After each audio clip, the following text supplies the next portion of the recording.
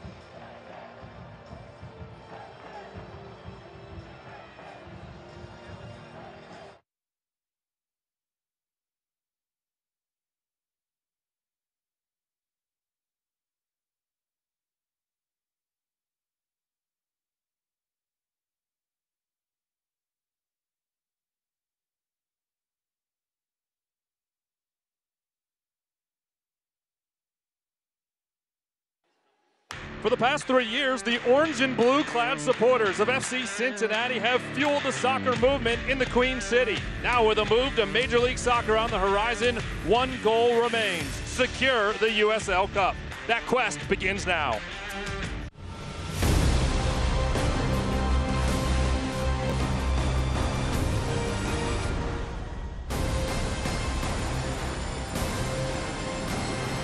A spectacular fall day in Cincinnati, Ohio, as we are set to begin the 2018 Eastern Conference playoffs. Good afternoon and welcome inside of the broadcast booth as we get you set for FC Cincinnati and Nashville SC. Tom Glitter, thrilled to be alongside my broadcast partner and All-American Kevin McCloskey as we get you set for the fourth meeting this year between these two teams. In breaking news here at the top of the broadcast, Danny Koenig, striker for FC Cincinnati, has returned home to Denmark where he is attending to personal issues. Family comes first, so Danny is not here. Alan Koch had a decision to make, and it's going to be Fernando Adi at striker today. Yeah, first and foremost, obviously very unfortunate for Danny Koenig. He's been a special part of the team, and to miss out on tonight, that's obviously unfortunate. I think he certainly has, key players that can replace. You've got Emery Welshman as an option, but obviously Fernando Adi gets the start tonight. And really, he's the franchise player, Tommy, and we expect big things. Yeah, Fernando Adi has been fantastic since arriving. Emery Welshman's had a great 2018 for FC Cincinnati as well. When you talk about Adi, the designated player for next year, 3 goals since arriving. All 3 have come here in Nippert. He'll make his 5th start of the season, and you task Nashville's Defensive Player of the Year, Liam Doyle, to keep him quiet. I think Liam Doyle, very good centre back, but he's going to have his hands full today with Fernando Adi, a player of massive experience for MLS. He loves playing at Nippert as well, Tommy. Scored all of his goals here, so big fan favourite. I think he's going to lift the roof, and hopefully he's the difference in the game. Well, my friend, the previous 3 meetings between these 2 new rivals have all ended in a draw. That won't happen today. One side is moving on in the 2018 playoffs. Starters and the first touch are next. This is FC Cincinnati Soccer.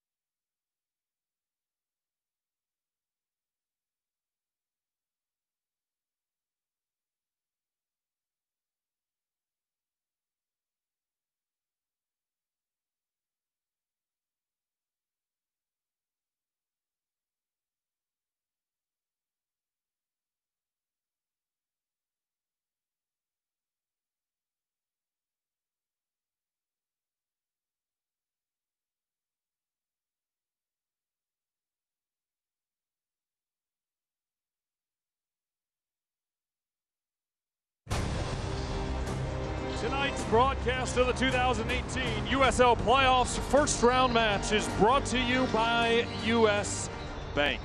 FC Cincinnati and Nashville have met 3 times. They have drawn 3 times, and they have taken the pitch here at Nippert Stadium. Tom Glader and Kevin McCloskey back with you. Tonight, we will have a winner. Time to take a look at today's starting lineups, brought to you by your local Toyota dealers. Let's go places. Alan Koch going to change things up a little bit. A 4-3-3 formation. We mentioned Fernando Adi up top. We'll have Ledesma on one side, Corbin Bone on the other. Who's going to be a goalkeeper? Well, the answer is Spencer Ritchie. Paddy Barrett, Forrest Lasso are the center backs. Tyler Gibson gets a start. Remember, he won a championship last year in the NASL with the San Francisco Deltas. On the other side, for Nashville SC and Gary Smith, he counters with a very familiar looking lineup. However, Kasuke Komura, who did not play last Saturday when these 2 teams met, he steps in and will get the starting nod. Matt Pickens, who had made a lot of great saves, gave up 3 against Cincinnati 1 week ago. The third member of our broadcast team is Lindsey Patterson. Let's go down to the pitch and check in. Yeah, guys, FC Cincinnati faced Nashville FC in back-to-back weeks, but Coach Alan Koch said it makes no difference who you see in the first round. Postseason is a brand new season, and it's a playoff, meaning it's 1 week at a time. Next week isn't guaranteed, and seeding doesn't mean a thing. They know they've been tested by their rival. 3 draws in 2018, but the difference today, we'll have a winner. All right, thank you, Lindsey. Tonight's match official is Farhad Dadko. First time FC Cincinnati has seen him this year. He officiates primarily in the Western Conference of the USL. Nashville did see him once this season. The home side dressed in their primary orange and blue kits. Nashville in all gold, and we are underway for the second time. Nippert hosts a USL playoff match, and it's the 4th meeting this season between these clubs. Bone will give chase to the near touch. It comes off the leg of Mensah, and FC Cincinnati will throw it in, attacking towards the Bailey here for the first 45. Gibson knocked it forward in the direction of Adi. He'll battle down to the end line, and a foul is going to be called on Adi, who got tied up there with Bradley Bourgeois, the 5'11" defender, and a free kick will come for Nashville. Matt Pickens will trot over to take it. FC Cincinnati waste no time, Tommy, going forward. Starting really with a long ball from Paddy Barrett, trying to find Fernando Adi. This is the battle here between the 2 big guys. Adi ends up pulling him. But it's a good aggressive start from FC Cincinnati, and it's much needed. Pickens with a big boot will send it out across midfield. Lasso heads it down. Alashe, another one of those August acquisitions by FC Cincinnati. Right at the end of July, they signed on, made their debuts in August. Both signed on for Major League Soccer next year. Smith picks it up, sends it to the left side. Adi giving chase, again will battle with Bourgeois. Goes out on the near touch, and there it'll be thrown in by Nashville. I think you're going to see this tonight. Adi's going to be battling with Bourgeois and Doyle, both center backs for Nashville. As Nashville sets to throw it in, what do you see as the keys to victory today for FC Cincinnati and head coach Alan Koch? I think the big thing really is sharpen attacking patterns, moving the ball quickly in between the lines, a lot more fluid movement to support the ball with that. And then the second thing, we saw this last week when FC Cincinnati were up in the lead, in control. I think they've got to tighten the lines a little bit more. I think they've got to be a little bit more stingy with that space and manage the game, Tommy. Alan Koch in his presentation to the team 90 minutes before asked for a compact tactical match from his team. He feels that could be a huge key to success. And we'll see how they operate throughout 90 minutes and maybe more. And as you said, we'll have a winner tonight. That's because if it's tied at the end of 90, we go to 30 minutes of extra time. If it's tied at the end of that, we will head to penalty kicks. Lasso over to the right side. Hoyt drops it back in the direction of Gibson. It's intercepted, but the touch a bit heavy off the foot of LaGrassa. And ends up with Paddy Barrett. Barrett wearing the captain's armband, starting at center back. It's been Barrett and Declan Kanon, both in that position and that role as captain most of the season. Barrett and Lasso, the center back combination that Alan Koch decided to go with today. Bone to Smith. If you're wondering where the Levy Law Office injury report is, well, good news for Aaron Powell. He does not have an injury report. Therefore, we do not have an injury report. That made the decisions tough for Alan Koch, not only who was starting, but who's in the 18. Here comes the ball into the box in the direction of Ledesma. It's deflected away at the last moment and then cleared to the near touchline. It looked like it may have skipped to the end line. Liam Doyle was there. That's a good dangerous ball in again, just to test in that back line of Nashville. Just got the decisive touch on that. Al-Badawi into the middle. Adi was coming from behind as Justin Davis was trying to advance it. Adi will be called for the foul, much to his chagrin. Doyle was arguing with the match official. I think he's trying to count fouls on Fernando Adi here in the early going. Definitely. I mean, it's physical, and it's going to be physical between 100%. Adi and both center backs. But Tommy, I like how FC Cincinnati have started this game. When you look at any time that you start a game or a half, first 5-10 minutes are crucial. I think they're being very aggressive. They're trying to go at Nashville, put them under pressure. And so far, you just get the sense that Adi's getting under the skin of some of those defenders. Set the tone. Certainly the mission of FC Cincinnati at home. Forrest Lasso and Ropapa Mensah clunk heads near the Nashville bench. Both trainers are immediately called out onto the pitch. Anytime you have any apparent head injury, they don't waste any time looking for medical staff. Mensah and Lasso both doubled over as their respective trainers there. You can see Alan Powell talking with Lasso and Alan Koch looking on. Means Declan Canin's going to jump right up and get warm. It's the fair challenge, too. Both players are going straight up. Just unfortunate. There's definitely contact. You just see by the reaction of both players coming down, grabbing their heads straight away. Seems like they're both up on their feet at least. I think Forrest Lasso is just getting a double check from Aaron Powell. Look at that knot. Looks like on his head. Oh, yeah. No blood, but a massive knot on the forehead of Forrest Lasso. I think no matter what, they've got to take him out on this, just to run through the checks and just make sure there's not a head injury. As far as signs of concussion, at least. Yeah, I think they're going to have him run down. Yeah. And check in with one of the team physicians. That's smart, just to get that second opinion and make sure he's okay. Yeah, you can see Dr. Growy checking him out. He took one look, sent him right back to midfield. Forrest said, I'm okay. Yeah. Yeah, but listen. Well, now Lasso's upset that Ropapa Mensah was sent back on and Lasso was not. It's better to be cautious in these days, too. We've seen a lot of injuries from concussions. Good to see both players all right. Remember a week ago in the match in Nashville, Michael Reed pulled his hamstring early on in that match. I was talking to John Freeman, the announcer for Nashville, and he was telling me he thinks it happened early in the match and he tried to carry on and was taken out about 15 minutes after it happened. Yeah, I think it happened in the first 5 minutes. Yeah, and he's not dressed tonight, so unable to recover in a week's time. Adi trying to work with Corbin Bone, who had 2 goals in that match last Saturday. It'll slowly roll out on the end line. And a goal kick for Pickens awaits. You brought up the point earlier, just about having a full-strength squad too. It's tough enough, I think, being Alan Koch right now, trying to pick 11. It's pretty tough to pick a squad too. Trying to pick that 18, it's some hard decisions I'm sure were made. And look, a guy like Michael Lahoud is sitting a couple booths over to our right, not dressed today. Lahoud, 24 appearances, 18 starts this year. He's a big part of the success, and he didn't sneak his way in. That's a tough decision. Absolutely. Those decisions don't come lightly. I told Alan and anybody who would listen this week, I don't envy. Everybody listens to you, Tommy. That's questionable at times. Bar it. Probably apart from your wife. But. Yeah, exactly. Got that much right.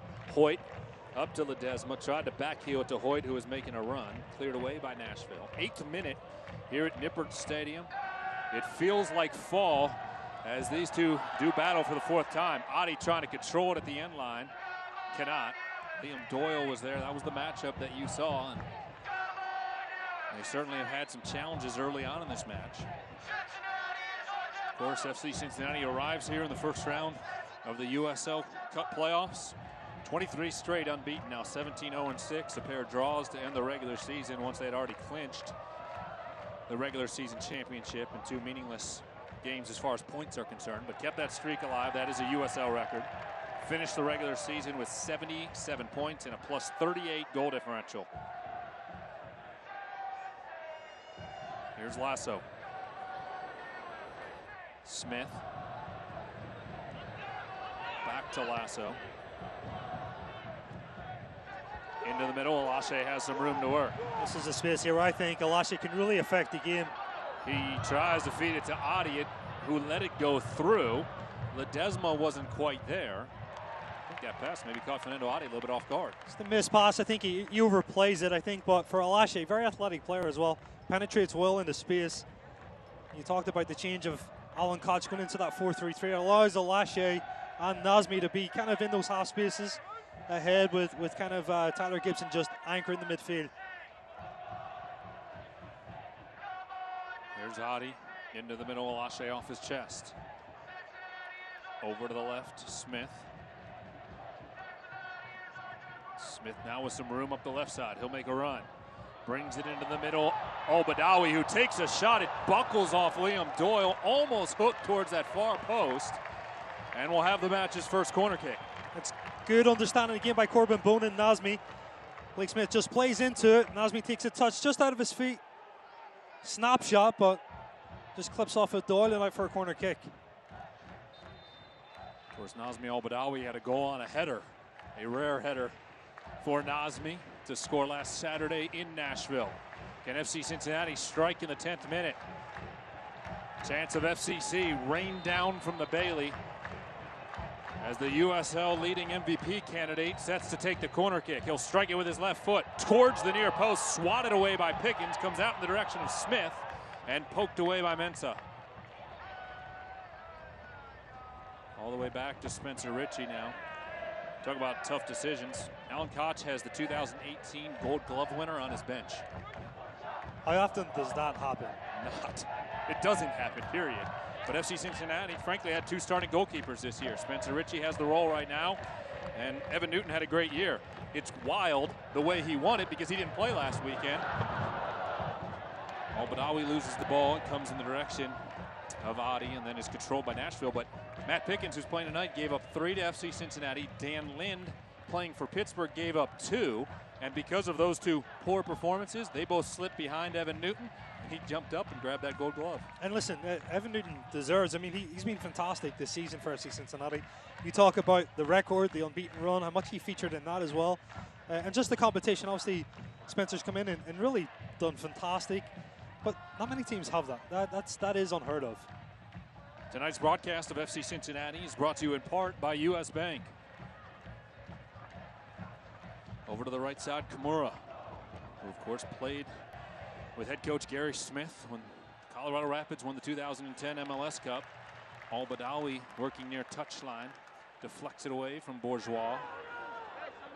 Throw in for Nashville, and Kimura will come over to take it. The Kobe, Japan native. Try to sneak forward a few steps, and the match official will push him back. Smith off to Alashe. Bone. Great ball movement to Adi. Tried to send it back to Alashe, and it's intercepted by Doyle.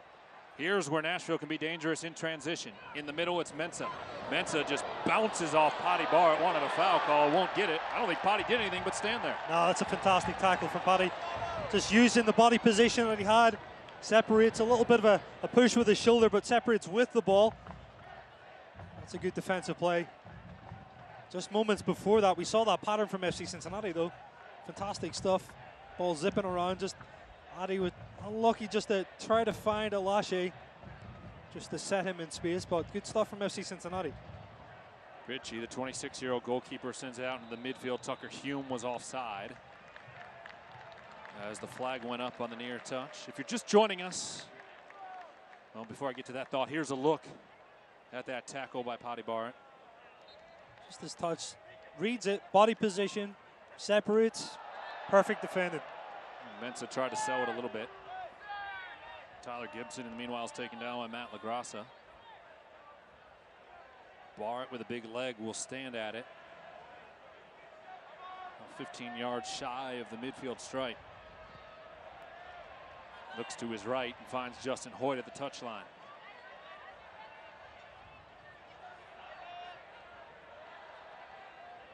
Lasso. Sends it over the head of Bone and Adi. Corbin Bone was making the run, kind of held up a little bit.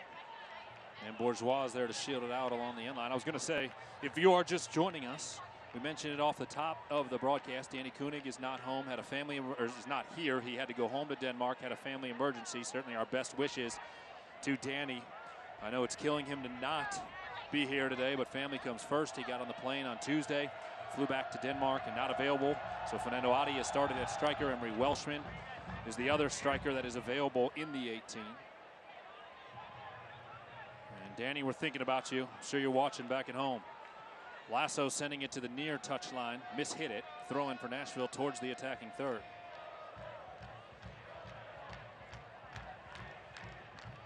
Murrow will come over to take it.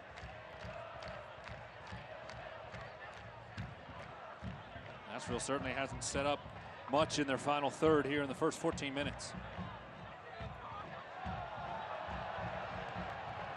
Murrow lost his balance, came across the touchline, then was able to regain his balance and throw it in.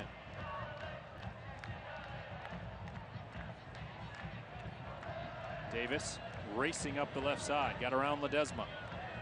He'll cross it, Bart's there to get in the way, bounces out. Ledesma trying to turn it forward. Alashe with Adi waiting.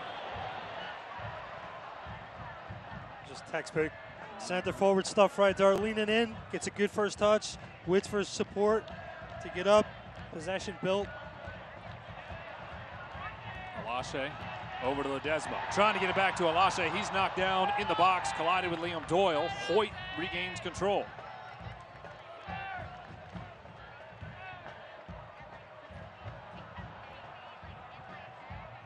Kimura intercepts the pass, and Lasso will track it down well across midfield. First meeting 0-0 between these clubs. That was back in July. Then they played August 4th here at Nippert Stadium, 1-1. So not a lot of goals in those first two. Then 6 in the match last Saturday at First Tennessee Park in Nashville. Final tally 3-3. Got the death. Bolu Akinyodi, who's starting tonight, scored his first goal of the year to tie in the 90th minute. Alashe forward to Adi in the box. Fernando Adi turns, takes a shot. It's deflected. Kimura clears it. Nobody there in orange and blue to win it back. Nashville will try to quickly turn left to right. Mensa can't control it on the near touchline. This is great awareness again by Alashe. He knows where the target player is, trusts him, runs the support. Adi, instead of playing back, turns and spins with a quick shot. Good understanding though. We've seen Fernando Adi score twice here at Nippert from just about that spot. Yeah. So far the build-up has been good, Tommy. It's just really the difference now in creating that open look, that open chance.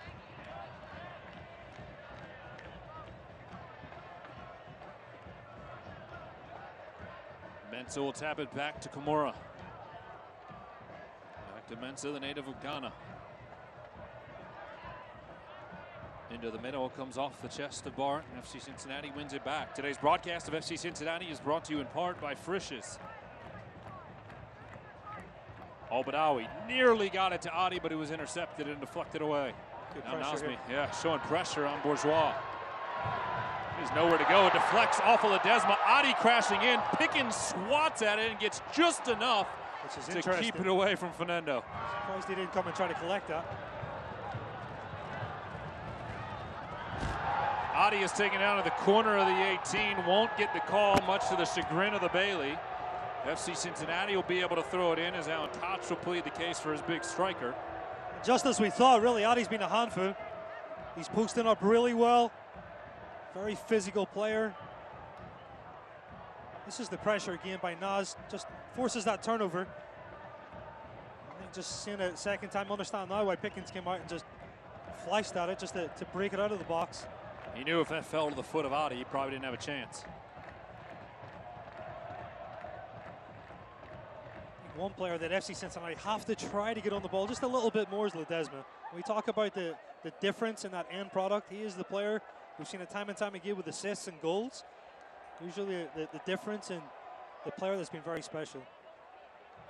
Here's Ledesma.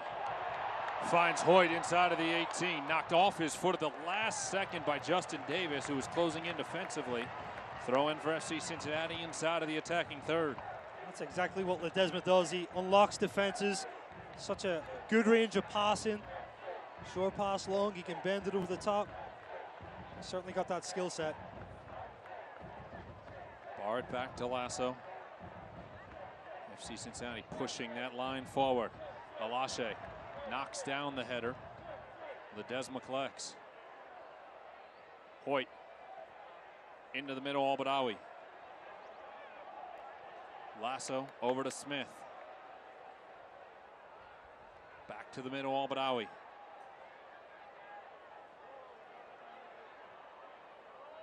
Forward to Adi. Left side, it's Smith looking for service. Across the middle, skips away from Alashe, but out to Tyler Gibson, who launches a shot and he goes wide. Great look there for Tyler Gibson, closing in, but wasn't able to do much with it. No, it's good possession. It was patient. I loved Nazmi at the time when he thought he needed to rush it. He started again, found his target, went wide. And again, that service in from Smith, we've seen that all season long. Left-footed players, as long as he can get in behind the Nashville backline, good things are going to happen. Voting is open throughout this weekend for October's Player of the Month, Goal of the Month, and Save of the Month award. Cast your ballot at uslsoccer.com. Pickens completely mishits it on the goal kick. He's definitely getting an ear foot from the Billy here on that. Then Richie mishits a ball, trying to get it past Tucker Hume. Paddy Bard did well to show his strength and win the ball that Richie didn't get as he may have wished. Ledesma has Bone on the left side. Corbin Bone was offside. Won't matter. Touch was a bit heavy as Corbin chased it to the end line, and the flag went up. And it's a good thought, really. It's the first time FC Cincinnati really tried to switch the field with that long driven ball across. And Corbin Bone, just the starting position was in an offside. You can see slight shadows working their way across the pitch here at Nippert Stadium. This is the earliest the match has started this season, 4 p.m. in a 4:30 match towards the back end of the regular season. And those shadows will move to the far touchline throughout the match. I think on that as well, if you're just looking at Pickens, the next time you see it, the sun's right in his face. It's kind of at an awkward height, the sun right now. Oh yeah, if FC Cincinnati can attack from our side of the pitch, should certainly be an advantage as Pickens tries to pick up on the attack. I think the key there really for a goalkeeper, or for an attacking team trying to attack the goalkeeper, try to serve as many balls in as possible and make him come out, force him to make a decision. 0-0 as we approach the midway point of the first half here at Nippert Stadium. Eastern Conference quarterfinals.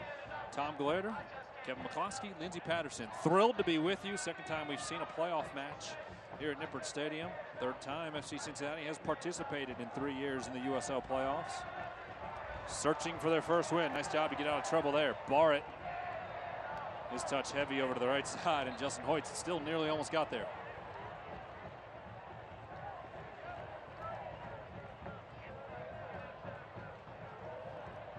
Nice crowd on hand today for what we hope is the first of 4 playoff matches here at Nippert Stadium. FC Cincinnati, by winning the regular season championship, they know that as long as they survive, they play here at Nippert, and that's a good thing. Oh, that's a great thing. We have unkind memories from the last year, which doesn't seem that long ago, Tommy. It really doesn't. And yes, we are. But such a difference, like you said, to be home in front of this crowd in the playoffs. It doesn't get any better. Talked to Alan Koch a lot this week about matchups, teams, playoffs. And he said, you know what? In the end, we're here at home. So give me whoever it is. Whatever team it is. Right now we're doing with Nashville, and then it doesn't matter. New York, Charleston, doesn't matter. After that, doesn't matter. We're at home. We have a talented team, and we're confident in our abilities. That's it. Listen, the modern game, too, there's some people that get so caught up in the opponent. Worry about yourself. Focus on what you can do, what you can control. I think that breeds so much confidence to the players as well. If you're a coach spending so much time in the opposition, that doesn't say much about you and the belief in your team, and that's not what Allen's been like. Public enemy number 1, Tucker Hume, gets tied up with Paddy Barrett, and Barrett's called for the foul. It's a little finger wave from the match official afterwards, and Nashville will get a free kick from just across midfield, attacking towards the right. Hume has 2 goals in his 2 previous starts this season against FC Cincinnati, and of course had that late equalizer in the match on August 4th here at Nippert. It's a situation that where Nashville are strong. They deliver good set pieces. They've got some good targets. So come from the far touchline. Service towards the 18, looking far post. Bourgeois is there, heads it into the middle. Hume got a piece of it, then Spencer Ritchie swats it over the crossbar. A well-executed set piece there by Nashville, nearly found the back of the net. And I guarantee they practice that on the training field too. Executed to perfection, really. They try to, there's a mismatch. Played back across again, and this is the thing, defensively, FC Cincinnati have to be able to pick that up. They've got to recognize the mismatches. Bourgeois was at the back post against Nazmi. You've got to really defend size for size if possible. Win will set for the first corner kick of the day for the visitors. 25th minute.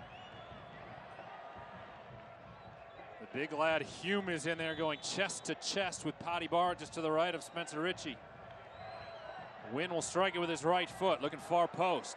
Headed directly into the air again. Hume gets his noggin on it. It's a strong header by Adi. Spencer Ritchie calls everybody off and collects inside of the 6. Spencer's got a chance here to try to find Ledesma in space. Great first touch. He gives it to Adi. Adi inside of the 18. It looked like it caught Kimura. Did it? Yes, it'll be a corner kick. Yep. And again, I said this about 15 minutes ago, they've got to try to find Ledesma more and more. The more that you can kind of create that combination of Adi and Ledesma, good things are going to happen. They've got such a good understanding. You talk about the ability of both those players, it's ridiculous. Of course, Ledesma, 16 goals, 16 assists. Those 16 assists, a new USL record this season. It's exciting to think about watching Ledesma and Adi play together for years to come here in the Queen City.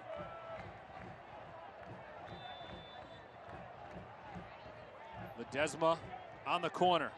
Plays it short, and that's probably the worst corner kick he's hit all season. It probably is. It's one of those things where you're trying to whip it in at the front post. He just closes his hips too tight, goes out. You kind of expect a little bit more from a player his ability. Pickens, the veteran goalkeeper, 36 years old. This is his 9th consecutive start, but his 32nd on the season. A 0.90 goals against average, as I mentioned. Trickled just behind Evan Newton, who won that Gold Glove at 0.80. Smith back to the middle, Barrett. Wynn giving chase. Potty's going to have to get rid of it quickly. Akinyoti gets a touch. Wynn collects far touchline. Into the middle, Hume with a little bit of room. Hume rips a shot, deflected away as Bart got in there. Good defending, and again, I think this is another key thing for FC Cincinnati. Knowing that Nashville are effective on set pieces, in and around the box, they've got to add some good pressure, but they can't overcommit and create fouls to give them that set piece. Doyle. Forward in the direction of Wynn. He got past Barrett. Body touched it. No, I'm sorry, Wynn touched it last. This is where I'm talking about. Just getting good pressure. Top of the box. Paddy comes in, gets the block, doesn't commit. And that's good defending right there.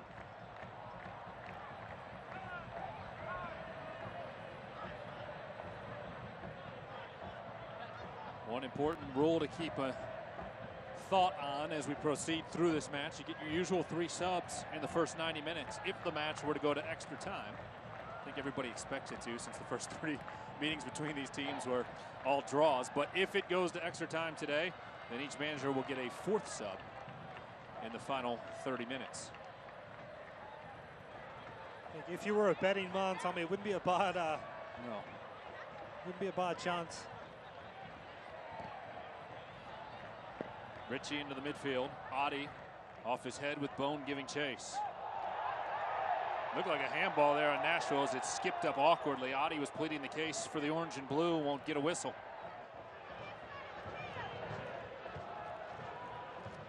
Akinyoti, a hero for Nashville from last Saturday. Adi sneaks up on him, trying to take it away. Now Ledesma will provide some pressure. Brilliant pressure. And Manu wins it. Game on the other way. Ledesma at the edge of the 18. Into the middle, Adi. Quickly has two gold jerseys on him. Drops it back for Gibson. Badawi's ball deflects past Adi. Now Gibson giving chase, and Wynn's going to try to work in transition. 2-on-2 for Nashville. Wynn straight up the middle. Lasso deflected it away, and well defended there by FC Cincinnati again. Another good example of defending. Forrest Lasso doesn't go to ground, doesn't overcommit, recovers well. Mensah. Smith and Badawi on him. Then Mensah goes down, rolls out. It's going to be a goal kick. Well, Papa Mensah not happy, tried to get a foul called and did not. That's the thing. So you've got to expect in Nashville are going to counter. They're going to bring threats. This counter attack again kind of just shows them how threatening they can be. It's a little bit of contact, yeah. And they've got to be careful with that. But however, they've got to weather the storm. And what I was getting at, you've got to expect that Nashville are going to come at you. You've got to be able to handle it. And I think FC Cincinnati right now have done that. They've done a really good job, not overcommitting. And that's exactly what you want from your back four. We inch towards the half-hour mark and remain scoreless here in the Queen City. Adi battling with Liam Doyle, who clears it away. The 2018 USL Cup playoffs are underway this weekend as we begin the road to the 2018 USL Cup, which will air on November 8th on ESPN2 at 8 p.m. Stay up to date with matchups, brackets, kickoff times, storylines, and much more at uslsoccer.com. Smith with some room to the near side. He'll feed Bone. Bone with Kimura in his face. Badawi rips a shot. Doyle turns it away.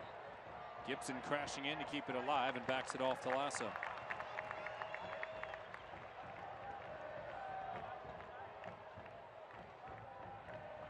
Hoyt to Alashe, can't control it. Throw in for Nashville. Well, you knew this match today would be a chess match between these managers. Both very well coached sides. Obviously, they've had three very tough battles this year.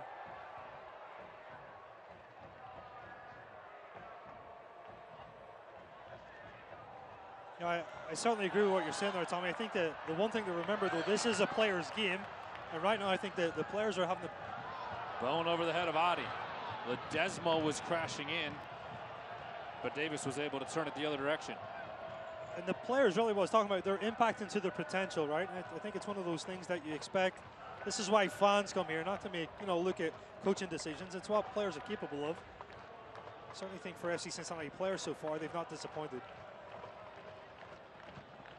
Lasso in the midfield. Now it's been an exciting 30 minutes. He's 60 more still to come. Smith.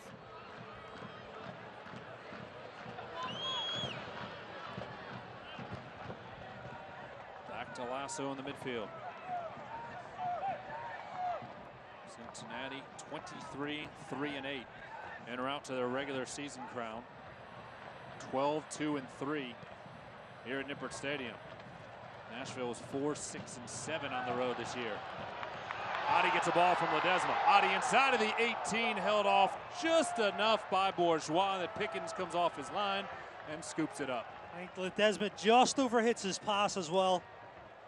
It's a longer pass. Adi has to kind of stretch for this. Doesn't have body position from that. And Pickens comes up and cleans it up.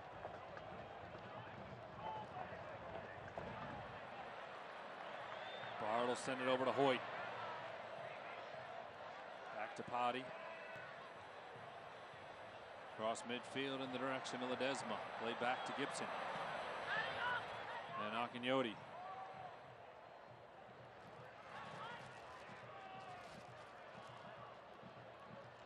This pressing game for FC Cincinnati's been very effective as well. Just trying to trap Nashville in their defensive third. You feel the 4-3-3 and the change in tactics has worked out as far as the game plan is concerned for Alan Koch thus far? Absolutely. I think FC Cincinnati have had better possession in attack. I think defensively it's worked well. They've been compact. They've been able to apply pressure. I think the difference really, and I alluded to this earlier, is just that end product. It's the final service, the weight of the pass, being able to get into a better position to have that open look. Bourgeois will get some pressure and get rid of it. To his left, LaGrassa. Into the 18. Nashville on the attack. Hoyt able to deflect it away, and Ritchie comes over to pick it up. Good looking ball forward there for Nashville, but they're unable to do anything with it. Albadawi in transition across midfield. Kimura came in, deflects it away, throw in for FC Cincinnati. Osmi is hoping for a foul call, won't get it. I think the biggest thing, again, just to keep in the back of their head, especially Tyler Gibson, who's kind of anchoring the midfield. They can't get too carried away. They have to understand and respect that Nashville do have pace. They have talent. They're going to try to hit you on the counter. So that preventative shape has always got to be good. It's always got to be there. It's got to be present. Alashe involved towards the attack again. To Albadawi in the middle. Now to the left side, Smith. Inching towards the 18, leaves it forward for Bone. Bone across the middle. Adi gets his head on it and puts it just over the frame. Wasn't far off, partner.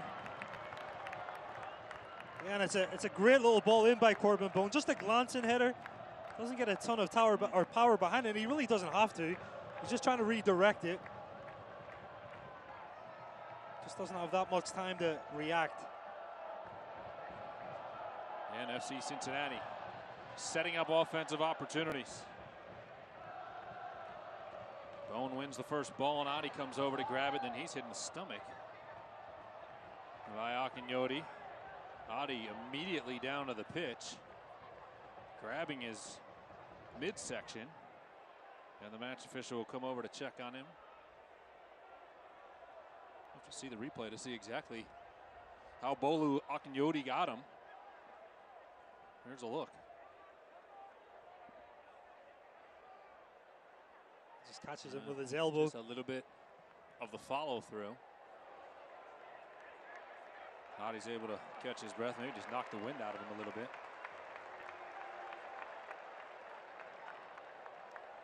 Oh, Akinyoti and Fernando Adi, both natives of Nigeria, tangling up there. And Akinyoti's going to get a long talk from the match official, but no booking. I don't think it deserved one. Free kick for FC Cincinnati. Gives Ledesma a chance to put this ball in and really test Pickens. We talked about earlier the sun being a factor. Sun's gone away, the clouds have covered it. But this would have been a perfect opportunity just to test that space in between Nashville's line and where Pickens is set up right now on the top of the 6. We roll on to the 37th minute here in the first round of the playoffs. Ledesma awaits the free kick. The big targets, Alashe, Adi, Lasso and Barrett all wait at the top of the 18. Mano looks for some of his magic.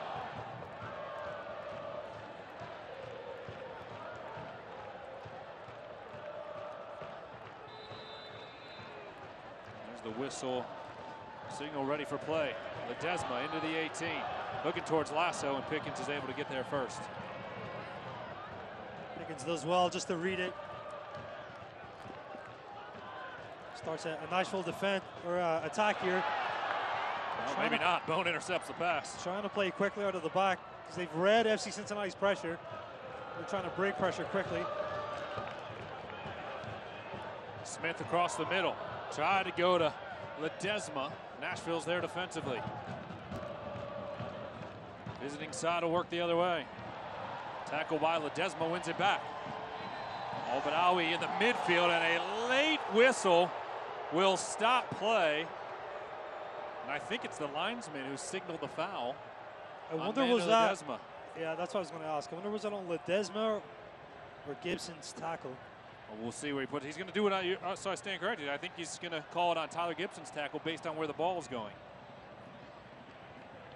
That's a clean tackle there. It's from, yeah, technically it's from the side, maybe from the behind, which can call for a free kick. Yeah, and that's what the call is. It's on Tyler Gibson's tackle.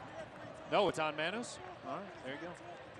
It's considered dangerous play if he's coming in from behind like that, even though he won the ball cleanly. And the ball should have been played from about 5 yards further back. I agree with you on that.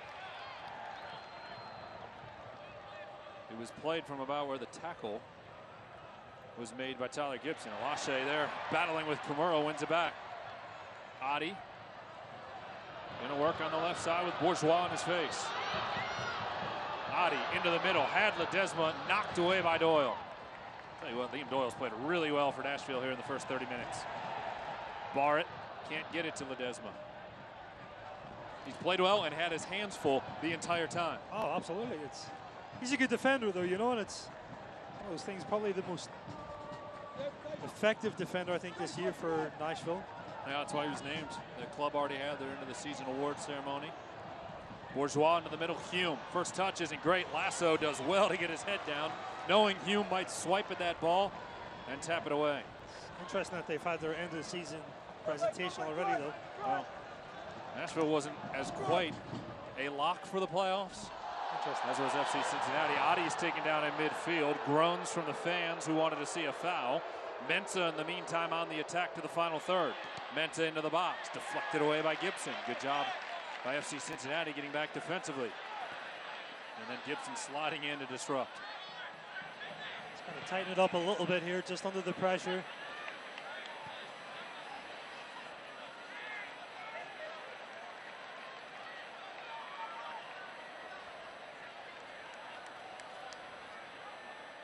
Hoyt to the far touchline in the 40th minute. Desma plays into the middle, and then Mensah intercepts the ball. Kind of hooked back funny, and Mensah read it perfectly. Rips a shot, and Ritchie's there to catch it. Boy, did Mensah have a great look. A great look. I think Wynn was actually going in back post as well. He had tons of space to try to attack. Corbin Bone just misses on the ball.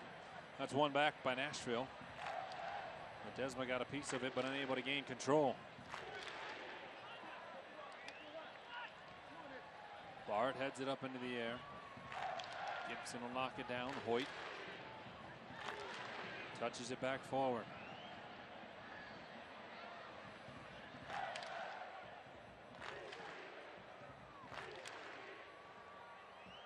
Certainly no shortage of opportunities for the orange and blue here in the first half, but we remain scoreless. Ball slides past Corbin Bone. Don't forget, coming up at the half, before the teams head into the dressing room, we'll hear from Alan Cox. Lindsay will check in with him down on the pitch, and then a very special halftime guest here for our first round playoff match. Rose Lavelle from the U.S. Women's National Team, of course, a Cincinnati native. Had a big goal earlier this week, Wednesday night, the game winner against Canada. She's been a fantastic contributor. Adi trying to contribute here. Heads it over to Ledesma. Ledesma takes a shot and misses just wide. What a look by Manu Ledesma. And a great ball from Fernando Adi. And again, it's that combination that we talked about. Just reading each other to perfection. Adi, nice little flick on. Ledesma into the space. That wasn't far away. We'll see it again here. This is just the little flick. Good first touch. Sees the keeper coming off his line. That's not that far away, Tommy. Manu knows he was that close to putting the orange and blue on top here in the first half. Didn't quite turn his body as he struck it, but that's probably the best chance FC Cincinnati have had this half for sure. Pickens, another guy who was a part of that 2010 MLS Cup championship team with Gary Smith and Kosuke Kimura, as well as FC Cincinnati's own Omar Cummings, who now works in the front office after a season and a half in orange and blue. Davis, forward on the far touch. Bard gets there first. And he is knocked down on that header. Whistle was blown to stop play. Bard wants to keep the pace moving. Yeah, I think so far it certainly favored the style of FC Cincinnati.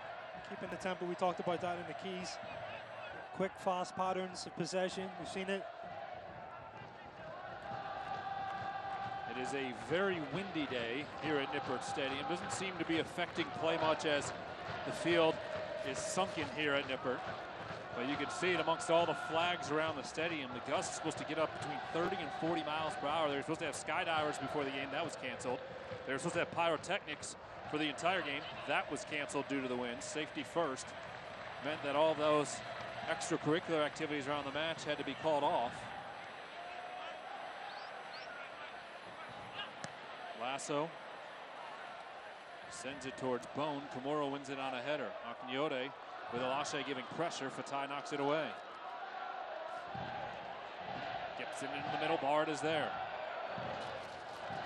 He'll push the line forward and over to the right. Hoyt. Now Nazmi. Back to Lasso, and FC Cincinnati has shown good patience throughout the first half on their build-up, that's for certain. I think Allen's got to be very pleased going into halftime with what he's seen. I think, of course, he's going to ask for more as far as, goal-scoring opportunities, but so far it's been controlled. I think both sides of the ball have been very impressed.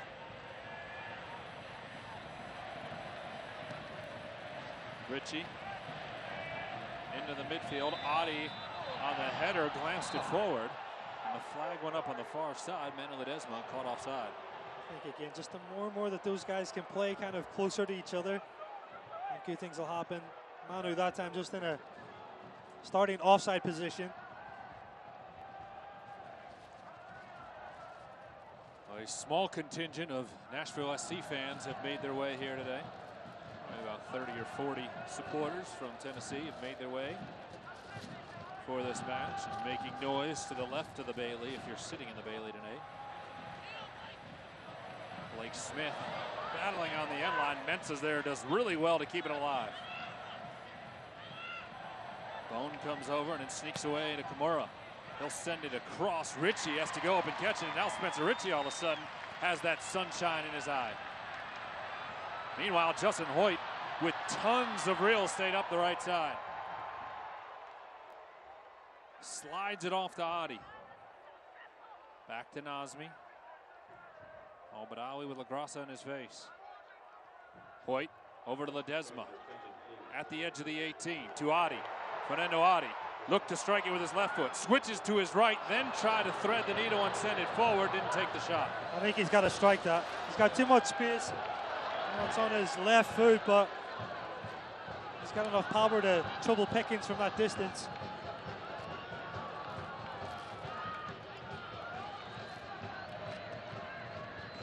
Again, Nashville trying to work in transition. This ball will trickle out near touch.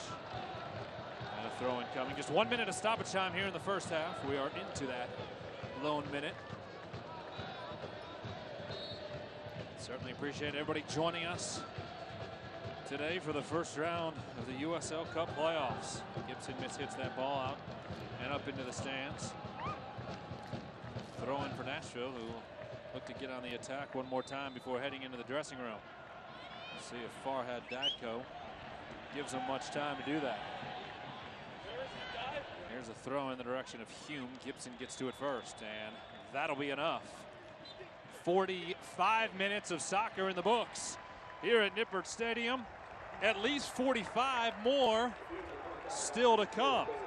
FC Cincinnati 0, Nashville SC 0. Lindsey Patterson is down on the pitch with head coach Alan Koch. Coach, your guys were able to apply pressure, create opportunities.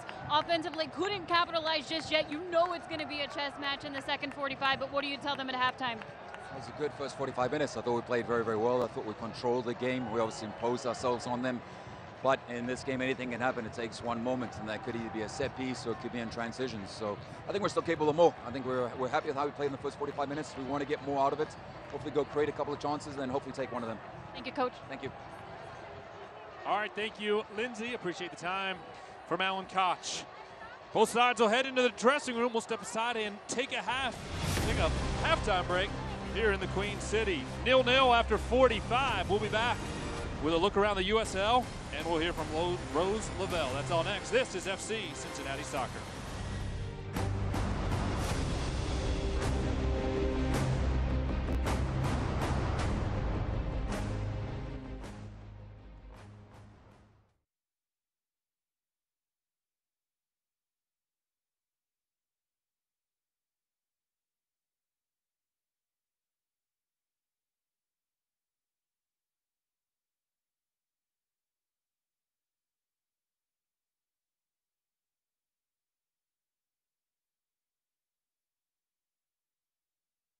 Halftime at Nippert Stadium in the fourth meeting this season.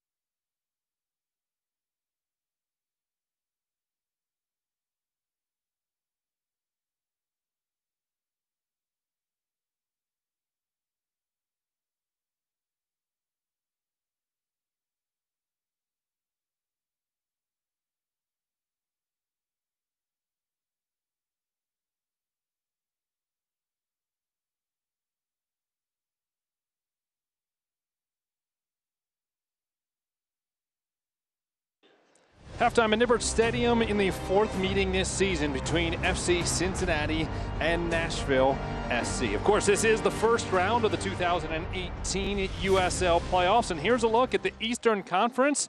This is the first of 4 matches today. The winner of this matchup between Cincinnati and Nashville will advance. The loser goes home, and the winner gets the winner of Charleston and New York Red Bulls too. Those two sides will face off tonight, and you can see some good matchups on the other side of the bracket as well. How did we get to this point? Well, let's take a look at some of the highlights from the regular season. We're ready. After 34 games, after victories and defeats, we're ready to show our colors, to pound the drum, to ignite the fire. We're ready to make waves, to make a statement,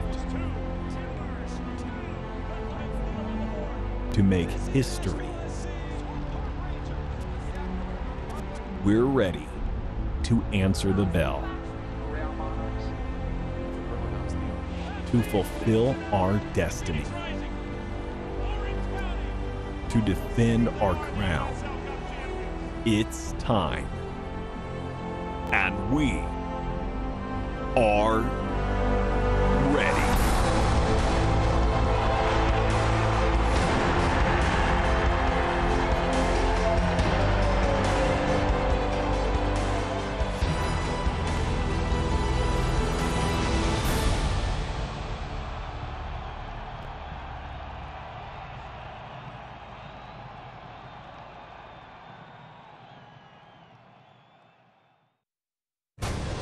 Back at Nippert Stadium, where we are scoreless at the half. FC Cincinnati and Nashville SC 0-0 after 45 minutes. Tom Glitter back inside of the broadcast booth alongside my broadcast partner, Kevin McCloskey. And you heard from Alan Koch. He was happy with the way his team performed in the first half, but needs to build upon that half of football.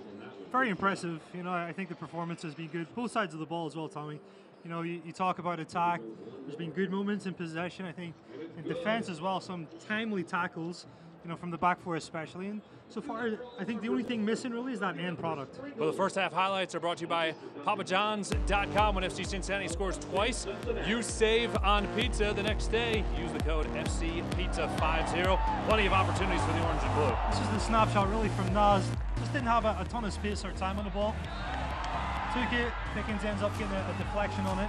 This ball comes across again, doesn't trouble the Nashville defense too much, but it results from good build-up play. Couple deflections, set up opportunities as well. Matt Pickens, a heads-up move to swat that ball away from Adi. Again, good reaction from Pickens, just to come off his line and do enough to prevent Adi with an open chance. This is the glancing header where it comes back across. The shot actually from Tyler Gibson, a little bit too far out. I think he could have probably maybe taken a first touch to set himself, but and then this is the combination that we need to try to find more and more in the second half. Ledesma to Fernando Adi, and I think those two really have a great understanding. Nashville had a couple chances at the other end as well, and Spencer Ritchie was in the right place every time. He wasn't tested that much in the first half, but like you said, I think in the right place at the right time, and I think so far he's looked very confident. Alashe set up this ball to Adi, and it was Manu Ledesma nearly finding the corner. And it just doesn't quite fall for him. You know, it's a good understanding again, good run, good flick on by Adi. Ledesma strikes, it doesn't turn his body just quite how he should. It ends up just going wide of Pickens' post. So plenty of opportunities for the home side, but we stand at 0-0. 6 shots for the orange and blue in the first 45 minutes, and they had 67% of the possession. Neither Kevin nor myself scored a game winner on Wednesday. Rose Lavelle, however, did. We'll step aside and take a break here at Nippert Stadium and be joined by Rose next. Our halftime coverage continues. This is FC Cincinnati Soccer.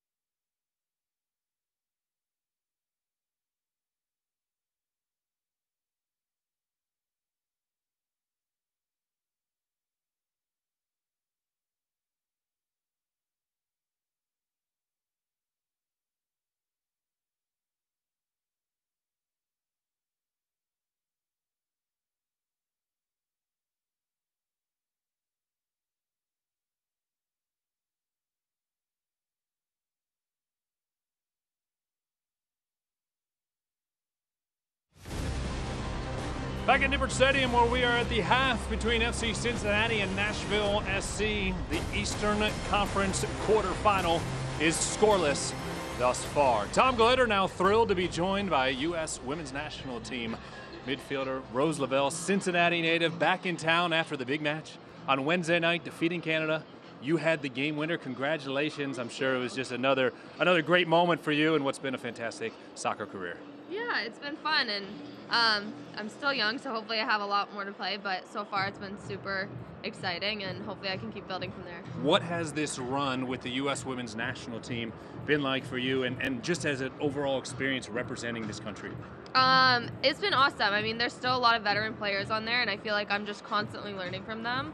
And it's a super competitive environment, so every time I'm in there, I feel like I'm getting better. And yeah, I feel like I've just, throughout the past 2 years, have kept growing, and hopefully will continue to. You mentioned those veterans, and then there's certainly no shortage of them during your experiences. Who have you leaned on? Who's given you the best advice? I think when I'm out there playing, I'm playing on Julie Ertz's side, Kelly O'Hara's side, and they have been so awesome. Coming back from injury, I was missed when they kind of started playing this new formation, so having them on my side and coaching me through it has been incredible, and definitely they make it a lot easier on me. You mentioned being a young player on the national team, 23 years old. That means you were 1 year old in 1996 when Major League Soccer launched. May 29th, Major League Soccer was announced that they're coming to Cincinnati. Yeah. Starting in 2019. What were the emotions like when you heard that news? I feel so proud. I always brag about FC Cincinnati because I think it's such an exciting kind of thing that's taking hold of our city, and I think I've always thought that this is a very underrated soccer city, and I feel like we're showing it now, and I'm super excited for their future in the MLS. 2.5 years, this city will have a soccer-specific stadium. How wild is that for you to wrap your head around, that there will be a soccer-specific stadium on that site in 2.5 years? Oh, it's awesome. And I mean, hopefully I'll get to play back in Cincinnati again, and hopefully on that field, but I think it's incredible what FC Cincinnati has done for soccer and for the city, and I'm excited to see it continue to grow. You say that opportunity to play back again in Cincinnati. It was 13 months ago. Mm-hmm. You came here with the national team, played in New Zealand, you got the start, you were still working your way back from injury, but were able to get the start and then get the big curtain call to come out of the match. What was that whole experience like? Yeah, that was so surreal. I mean, my family and friends have all been traveling to see me play since I was at Wisconsin and with the national team, so to be able to come home and be able to play in front of kind of the city that's built me into who I am today was incredible.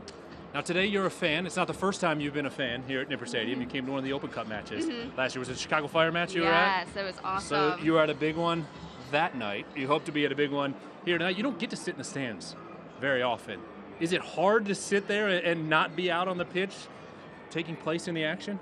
Yeah, for sure. But I mean, it's also so exciting to kind of be on the other end of it and be cheering. And I mean, hopefully we can pull out the win again tonight and see an awesome game. What's next? What's the schedule like for you as you push towards, of course, the Women's World Cup coming up in France next summer? Yeah, so we have a trip in the next 2 weeks that we have 2 friendlies for, so I'll go to that, and then we have the rest of the year off, and we'll be back in January getting ready for the World Cup. Will you spend some of your time here in Cincinnati getting ready when you have the time off? Or? Definitely. I mean, I love coming home any chance I can get, so yeah, I would love to continue to train here and spend my off season here. Well, we certainly love having you here, Rose. I know the fans were fired. Have you made your way over to the Bailey? Because I heard some chants earlier. They were hoping you were going to make your way. You have not.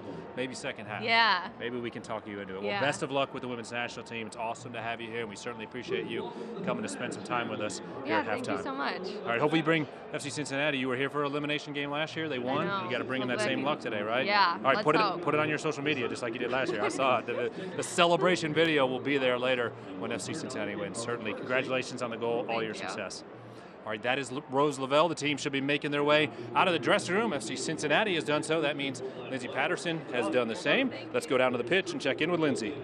Yeah, guys, I just left the dressing room about 2 minutes ago. Alan Koch said you're doing a good job breaking them down in the first half and in coverage, but it's all about the details. Don't give up too much space. 5 yards could make a huge difference. Don't give them a chance in transition and on set pieces. Thank you, Lindsay. Great work as always down on the sideline. FC Cincinnati getting warmed up. Nashville has made their way out of their dressing room as well.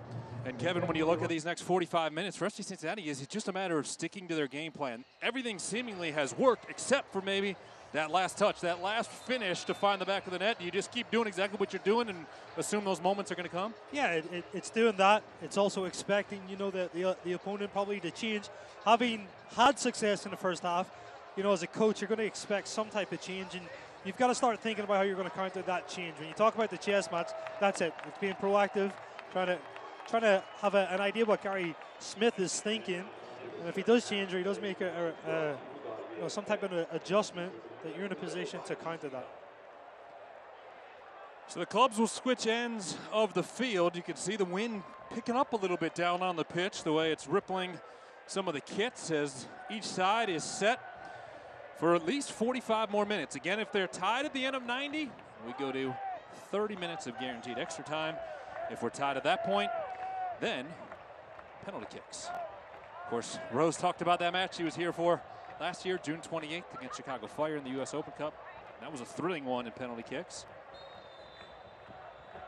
And the second half is underway. Nashville gets the first touch. They'll turn around and work in gold right to left towards the Bailey in the second half. And FC Cincinnati in their primary orange and blue kits. As the sun's starting to set, the temperature will drop a little bit here through the second half. I'll tell you what, as long as FC Cincinnati finds a goal or two, nobody at Nippert Stadium is going to care what the temperature does. No, it's already been an electric atmosphere here at Nippert tonight. I think if we see a goal, I think you're going to see the roof explode. Barrett looking to win it back near touchline, comes off of him and it'll be thrown in by Nashville. Tonight's broadcast of FC Cincinnati is brought to you in part by Sharefax. Justin Davis will trot forward and set to throw it in right near FC Cincinnati's bench. Towards the middle, off the chest of Mensah. Lasso is there defensively. Won it back. Mensah again wanted a foul call, won't get it. And over to the left side, Smith, who has a ton of room. Smith to Bone. Those two have shown a nice partnership. Bone into the middle. Again, Liam Doyle has to stretch out to deflect it from getting to Adi.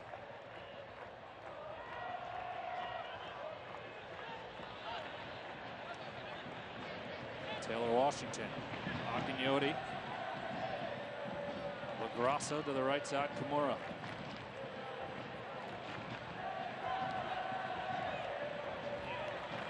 Nashville getting an opportunity for a build-up offensively here.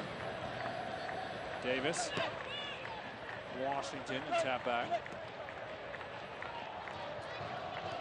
Now to the foot of Wynn. Pulls it away from the corner. Gets past Ledesma and feeds it into the middle. LaGrassa up to Mensah, just outside of the 18. Over to the right, Kimura. Kosuke Kimura on the cross. Mensah got a piece of it. Spencer Ritchie with a huge save at point-blank range. Wynn was in the right place, nearly put it in, and Spencer Ritchie was brave. Massive save. Not quite sure how. I think Mensah had maybe a little bit of a backheel flick that got through maybe Gibson's legs, but great reaction by Spencer Ritchie. Bone at the other end, outside of the 18. Did enough to keep it alive, but nobody was there to help him out. Here's a look at the save by Spencer Ritchie. This ball comes in, and Mensah just a little bit of a backheel flip, gets through Tyler Gibson. I think it's Wynn that ends up getting the final little toe poke. That's a big-time save. What a great job by Ropapa Mensah, who's tied for the team high 5 assists this season. Just to set up that play, and Spencer Ritchie made himself huge. Looks like Nashville are going into almost a 4-4-2 here with Mensah coming inside, supporting Tucker Human there. Two big targets, two effective targets. Kimura with some room on the far side. Nashville the aggressor so far here in the second half. Kimura across to Mensah, and his header is wide of the frame. Alan Koch expected Gary Smith to make some changes if needed as this match went along. And it feels like Nashville may have made one right away coming out of the dressing room. I think so far Nashville really been productive on their right-hand side, FC Cincinnati's left-hand side. Kimura's had some success whipping balls in. This is his second service that comes into Mensah. Wasn't that far away. It's interesting, Kenny Walker is warming up right now, the lone sub for the orange and blue. And that may have just been a personal decision, as of course, as soon as I say that, he sits down. Haven't seen anybody appear to be hobbled for FC Cincinnati. If he were to come on, you'd be looking at a Fatai Lashe or Tyler Gibson coming out. I would think the only reason that Alan Koch would play that piece this early would be if one of them picked up a knock in the first half. I think the other thing, too, you talked about the temperature for those guys on the bench. They've got to keep themselves warm. LaGrassa gets it around Gibson, up to Mensah. Over to Hume. Hume in front of the Bailey. Back across the middle. Wynn was there. Hoyt knocked him off the ball. Nashville screaming for a penalty, won't get it. Just as important, that save from Spencer Ritchie about 2 minutes ago. That was a vital tackle by Justin Hoyt. Nashville again on the attack. They've had more opportunities here in the second half than they maybe had the entire first half. Corner kick coming for the visitors. Both wide players as well for Nashville. Wynn and Kamur getting a lot of space, building in confidence. Starting to run at the back line. You know, fullbacks really. Blake Smith, Justin Hoyt have been under some pressure. Wynn will take the corner in the 51st minute. 0-0 here in the Queen City. We talked about just how important the first 5-10 minutes of any half. We're seeing that right now. Nashville have the momentum. Wynn. Right at the top of the sixth. Lasso's knocked down on the ball. He's back to his feet now, although clearly hobbled. Wynn again sends it. Smith is there to head it, but he falls to LaGrassa. Adi giving pressure. Adi and Ledesma are there to win it. FC Cincinnati with a chance in transition. Bone making a run right up the middle. It goes to Ledesma on the left.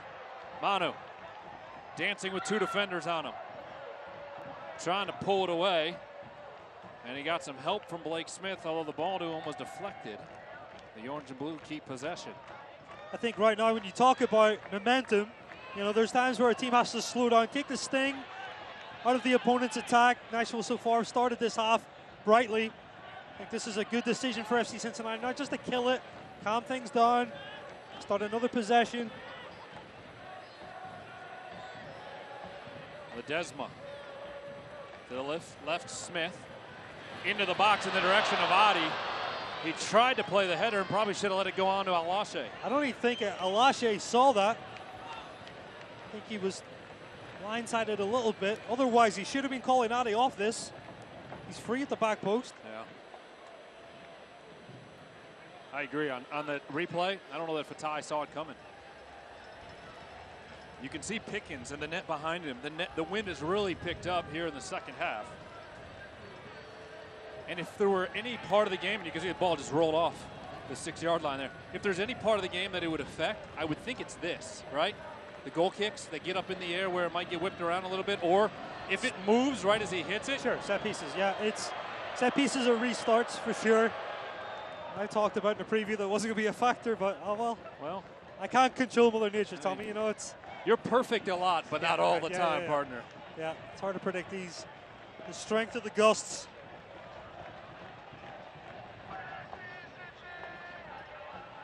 Yeah, certainly set pieces. I think that's really where it plays a factor. Throwing in midfield for Nashville. Comes to the foot of Lasso. Mensah, who clunked heads with Forrest early, is there. And it skips past Hume, and Ritchie will scoop it up. So this is what you expect and what you want from a playoff game, too. The excitement, the talent from both teams. You want players playing at their best. That's what the fan wants for sure. Fans want a couple goals for the orange and blue right now. But you're absolutely right. It has been a battle here at Nippert, and that's exactly what we expected. You could throw the seeds out the window. They don't matter in this playoff matchup. Alashe to Ledesma. He is taken down, and here comes a free kick opportunity. That's a good call. Nashville disagrees with me, but Farhad Dadko blew his whistle, and Ledesma will be able to set it up. To see him out of here, just close control. He knows there's pressure coming to. He's just so smart as well. How he brings his right foot across just to protect the ball, draw a foul.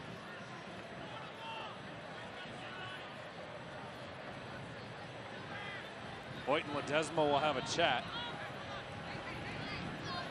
Hoyt will set up the preventative coverage.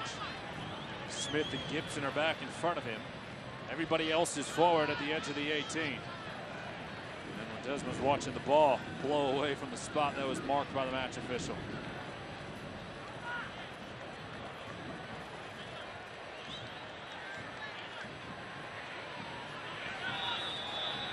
Ledesma 30 yards away. Serves it into the 18, deflected away by Nashville. Now it comes to Barrett. He heads it in the direction of Adi. Al-Badawi knocks it down, and it bounds out at the end line. Are you ready for USL League One? The newest professional league in North America kicks off next spring. Get to know the teams that'll make up its inaugural season at USLLeague1.com. Smith heads it away from Kimura. Nashville will throw it in inside of the attacking third. Mensah has it taken off his foot. Nice job there by Corbin Bone. Into the middle of Ledesma.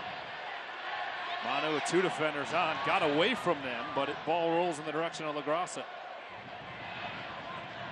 Start to see those harsh shadows now working its way to the remaining sunshine on the far side of the pitch. By the 90th minute, the whole field will be in the shadows. In the meantime, there will be some sunlight issues on the far side. Washington into the middle. LaGrassa with a ton of space, but his touch is short. Smith gets in the way. He'll race left to right. A ton of space. The attack here on the counter. He's trying to wait for support to come. Alashe working it towards Adi. Adi able to gain control. It's just so strong. Drops it back for Bone. Bone's right foot. Ball bounces onto the chest of Pickens. Got free for just a moment, then he was able to hold on to it. We saw a couple of those balls get away from Matt Pickens, the veteran, in the matchup last Saturday. I like this decision as well. Corbin's not being so involved. For a player that's been so influential in past games, I think he's a player that wants the ball. I think for him, he's taking that opportunity, trying to build confidence a little bit, trying to test Pickens. He goes again, back on the ball again. He's been influential all season for FC Cincinnati. Trying to make a move around Kimura. Gets it past Ledesma. His touch was just a bit wide. Gibson wins it back. Al-Badawi was held up but keeps control. To the 18, rips a shot. It's deflected away. And Nashville's able to keep control.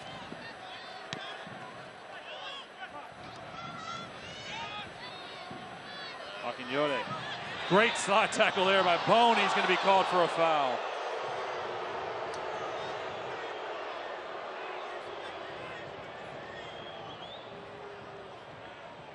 I think for a center midfielder too, he's a player that's played in that position at least. He's disappointed with that. He's made a big effort on this play. Uses his body, gets control of the ball. I disagree with that call, Tommy. Far ahead, Dadko, the match official, blew the whistle. And now Nashville working on their build-up. Wynn misplays it. Ledesma back to Barrett.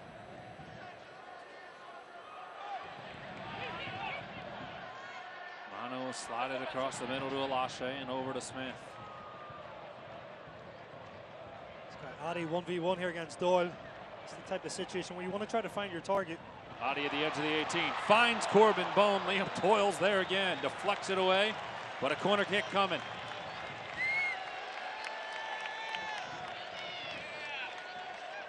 Ledesma will trot over to take it. Here's a look at the play. Bone comes over in case Ledesma wants to play it short. That'll draw 2 defenders, Kimura and Wynn.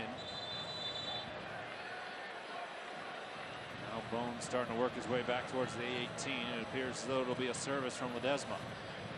59th minute, scoreless at Nippert Stadium.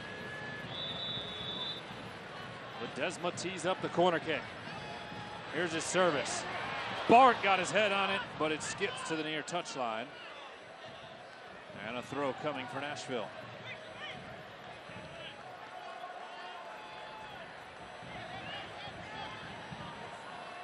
Carr climbs high, gets in a good position, just not able to get the power and the direction on it. Davis will throw it up the near touchline. Gibson heads it to Ledesma. Now Adi pulled down by Doyle. Ledesma rips a shot. It goes wide. He had Corbin Bone. He's Maybe got at the top of the Fatai 18. Alashe on Corbin Bone, just inside of him. It's all right, though. You've got to live with that. With a player like Ledesma, you've got to give him that freedom. There's times, if you're a forward or a supporting player, he's going to frustrate you, but there's times of joy come by, and they come often with this player. Tom Glader, Kevin McCloskey, Lindsey Patterson, our producer David Ashbrook. Happy to be with you on a sun-splashed Saturday afternoon here at Nippert Stadium. First round of the USL playoffs. Smith to the midfield. Komura wins it back. Lasso steps forward. On to Adi. To the right side. Hoyt. Ledesma will switch it to the far touch. Smith.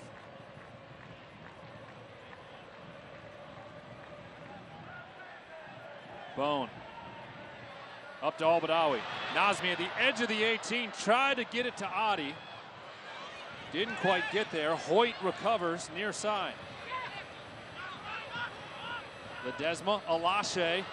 Tried to chip a shot forward, and Pickens was right there, goes down to the pitch and collects it on his chest. Today's broadcast of FC Cincinnati is brought to you in part by UC Health. Certainly have been a lot of exciting moments here in this 0-0 match.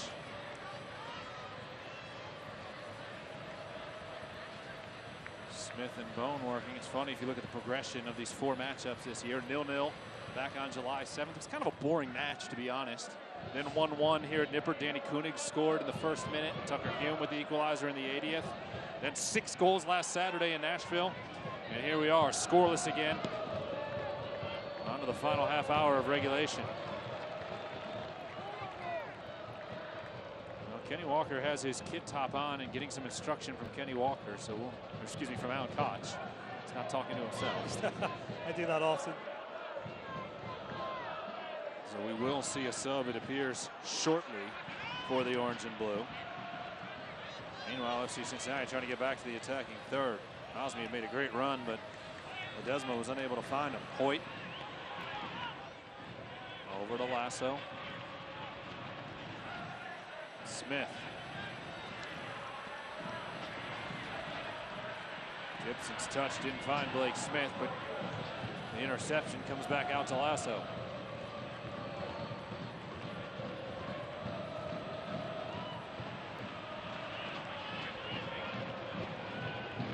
The other impressive thing here, we talked about how good FC Cincinnati were in the first half, controlling the game. The first 10 minutes of this half, Nashville had the better of FC Cincinnati. Since that point, FC Cincinnati have clawed their way back into the game and took control of the game. And that's not easy. That shows signs of character and a good team. Absolutely. And there's a reason this team won 23 matches and only lost 3 during the regular season. Hasn't lost a match since late May. Just shy of 5 months since that loss to Louisville City here at Nippert. Al-Badawi finds Ledesma. Hoyts to his right. Ledesma goes into the middle. Corbin Bone. Bone, top of the 18, fires a shot too high, and it'll sail over the frame.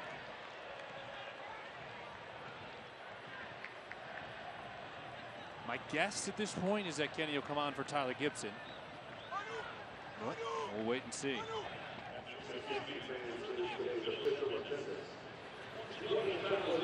20,217 on hand for the playoff match today.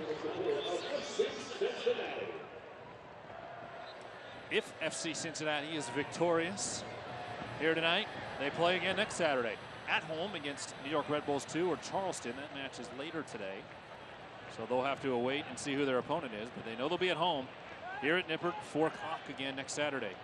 Wynn loses the ball. Potty Bar runs around him, and then Alashe is there to collect it.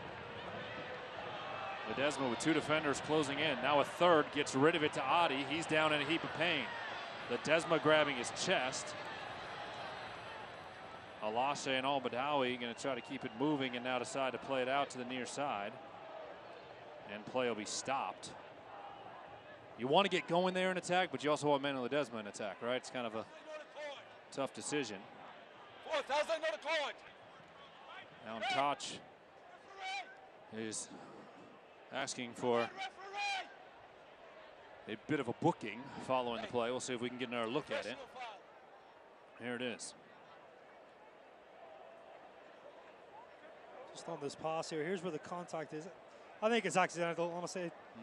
I don't think there's any malice there.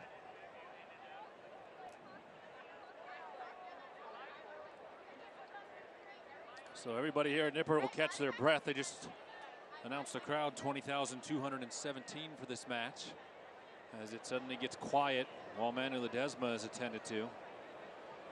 Obviously the orange and blue want to see the likely USL League MVP continue. If he doesn't win League MVP, something is fishy with the voting.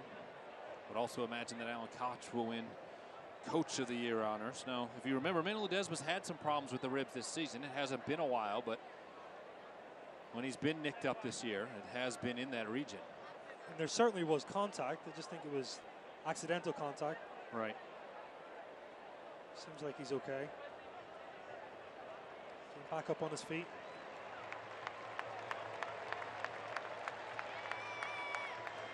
Ledesma will have to come over to the near touchline and wait to check back in.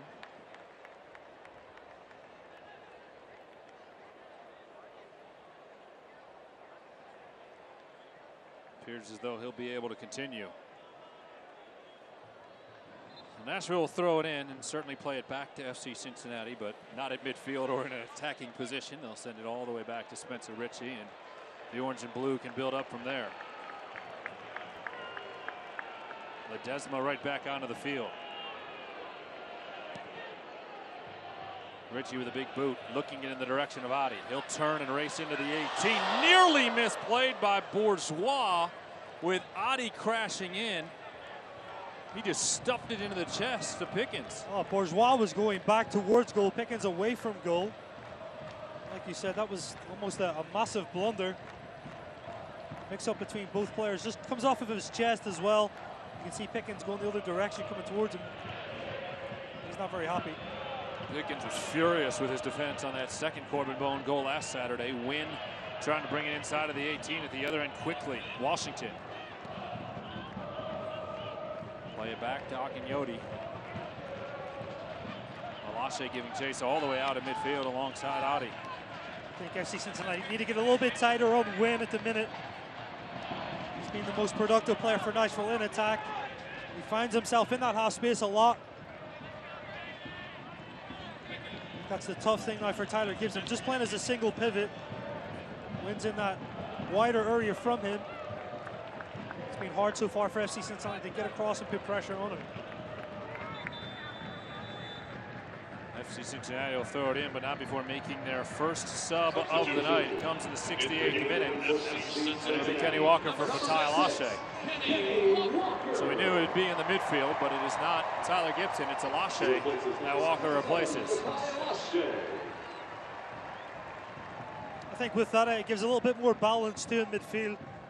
FC Cincinnati started with kind of two attacking players. Two players are going to penetrate with Fatai Alashe and Naz in that higher position. I think Kenny Walker now coming in provides more of kind of an 8 player that balances in between both attack and defense.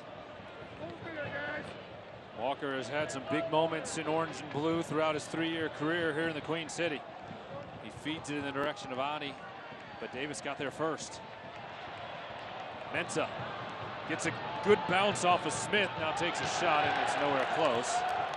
Smith did well to recover after losing that ball. The other thing that Kenny Walker gives you as well, set pieces, provide something a little bit different with a right-footed play versus Ledesma, who's left-footed. Kenny Walker has great technical ability. You talk about trying to play in behind Nashville. He's the type of player that can unlock that defense. The player in front of him is Adi. This provides another key player that can supply what FC Cincinnati need. The energy from the Bailey has not slowed down as we roll into the 70th minute scoreless. Each side looking for late match heroics here in the playoffs. Kimura slowly rolls it off to the right. Win back to Kimura inside of the final third. Across the middle, Lasso boots it away. LaGrassa collects it. Now Win.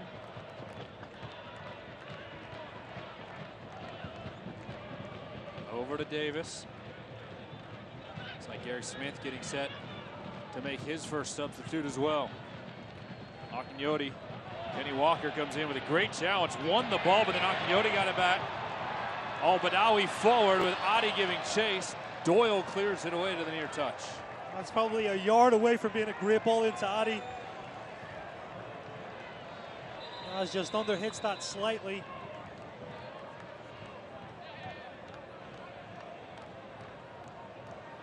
This is the tackle again. Great timing. First tackle, second tackle. Great effort play there. Kenny making his presence felt immediately. Al-Badawi to Hoyt. Ledesma tees it up with his left foot. On to Walker, top of the 18. Walker into the box. Doyle has a glance off his head. Ledesma closes in. Mano giving chase to the near touchline. It'll be an orange and blue throw-in. Mano was trying to get play resumed quickly. Not the case. Hoyt comes over to slow down and throw it in.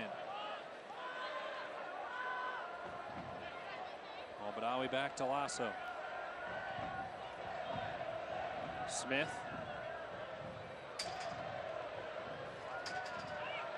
Into the middle, Adi. Off his chest, played back towards the goal by Davis. Again, that's where Fernando Adi likes it, right? Off his chest, turn and shoot. Yeah, I mean, it's been a terrific battle. To be fair to Doyle as well, he's defended him. He's kept him in front, but you just got to think the strength from Adi, I think, can be the difference. I think if he continues to get balls in like that, something's going to come from it. Talked about a change of pace on the corner kicks. Kenny Walker will take this one in the 72nd minute. The fans come to their feet here at Nippert Stadium. Walker with his right boot. Headed away by Kimura, well inside of the dash mark. Gibson sends it back, but too heavy. Pickens has to leap at the last moment as it took a bounce towards the corner of the frame. Am I wrong that Kimura can't play that ball inside of the hash? Yeah, I mean, he has to stand outside of that. As soon as the ball's played, he can approach it. You can't see it in the frame right now, but there are advertising boards along each end line here at Nippert Stadium. One of them just blew onto the pitch to the right of Matt Pickens. So the wind continues to pick up here in the Queen City. Hume has it come awkwardly off his shin. It ends up with Ritchie, who boots it out to midfield. This game is getting open, very, very stretched. I think the one thing FC Cincinnati have to be mindful is that counterattack from Nashville. They can't get so caught up in that energy and the passion just to drive forward. Got to make sure the preventative shape's there. And be aware of the player who's about to come on. Brandon Allen, 24-year-old, has a team-high 10 goals this season, including one last Saturday against the Orange and Blue in the 80th minute. Washington off his back heel. Akinyoti had 3 goals in the final 10 minutes of that match. Mensah keeps it alive past Ledesma. Takes a shot and hits the woodwork. Ropapa Mensah inches away from giving Nashville the lead in the 74th minute. This is great vision by Mensah. Just sees where Spencer Ritchie is doing. Tell me that's not far away. Just hits the underside of the crossbar. Maybe an inch away. Allen will come on, Tucker Hume off for Nashville. First sub for Gary Smith. See Cincinnati get off the hook there with that Mensah chance. This is an interesting change, and I said this to you during the week as well. Allen coming on for Hume. It's surprising that Gary Smith doesn't keep those two players on together and see what that provides, right? It's Tucker Hume, I'll tell you what, non-factor tonight. No. Not really involved. I think he's the type of player, though, he's very limited what he contributes, right? It's very one-dimensional. Set pieces, he's a guy that's going to do well from crosses, from services. Not the type of player that's going to create anything on the ground. Well, he will not score against FC Cincinnati for the third consecutive match. This was his third start against the Orange and Blue this season. Jimmy McLaughlin's getting instruction right now from Yohan Dame. He might be the next sub for the home lads. Foul is called on Nashville, and here's a chance.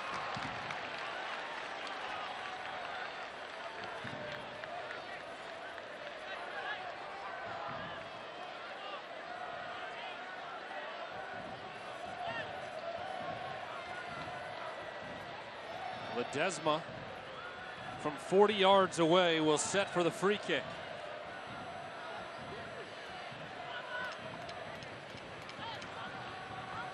Adi directing traffic right at the top of the 18. Ledesma has been brilliant this season in these types of situations. Al-Badawi inches inside of the 18. Ledesma sends it, looking in the direction to bar it, and it got just inside of him, and he was screened off, couldn't get to the ball.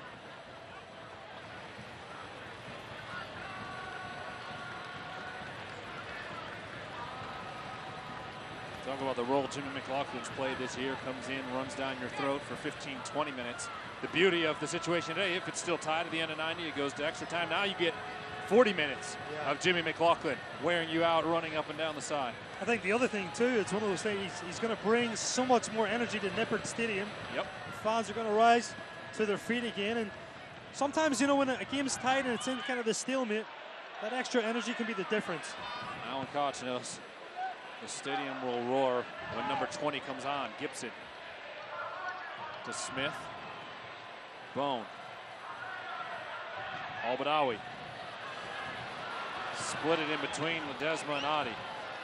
Right idea, just didn't quite find his attacking teammates. We mentioned it earlier. Both managers, if this game goes to extra time, get an additional fourth substitute. They have each used one, and neither have sent another sub out to midfield yet. Mensah heads it into the middle. Allen touches it wide. Kimura has tons of room to work. Kimura will send it to the far post. Spencer Ritchie was watching that ball, and I think that ball kind of caught the wind a little bit, right? Yeah, it did. Ritchie did really well, though, I think, to watch it and make sure it wasn't going to sail towards the post.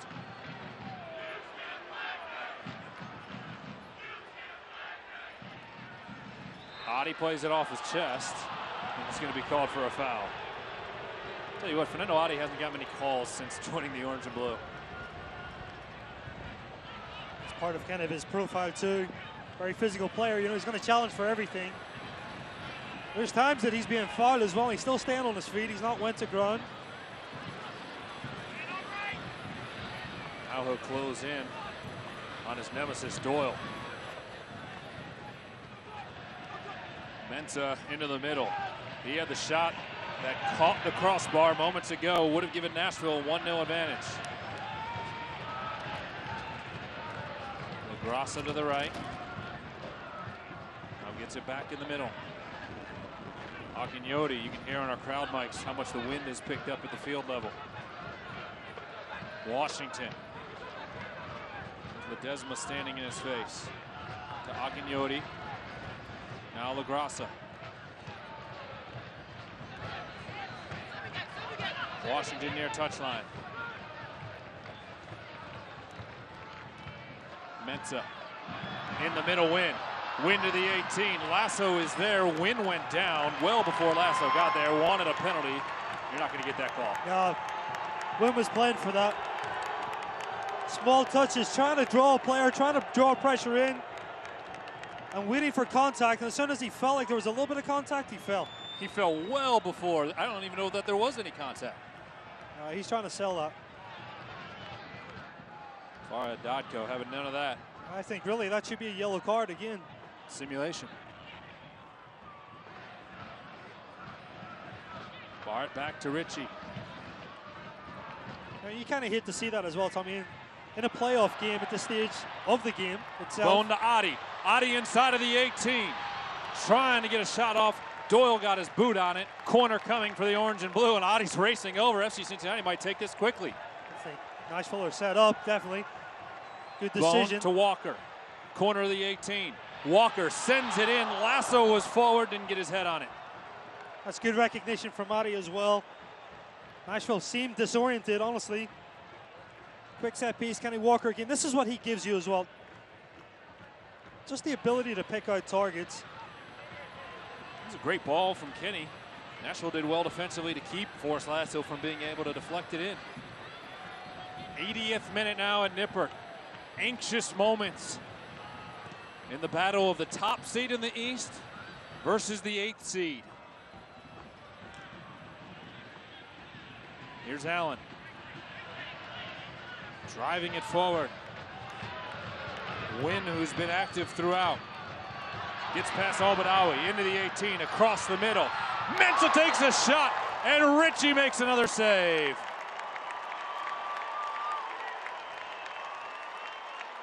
A defensive breakdown by the orange and blue, and Spencer Ritchie saves the day. Well, I think the player that's been the difference in this game so far has been Spencer Ritchie. 2 big-time saves. This is the second one. Point blank. Great reaction, strong hand. He's come up big.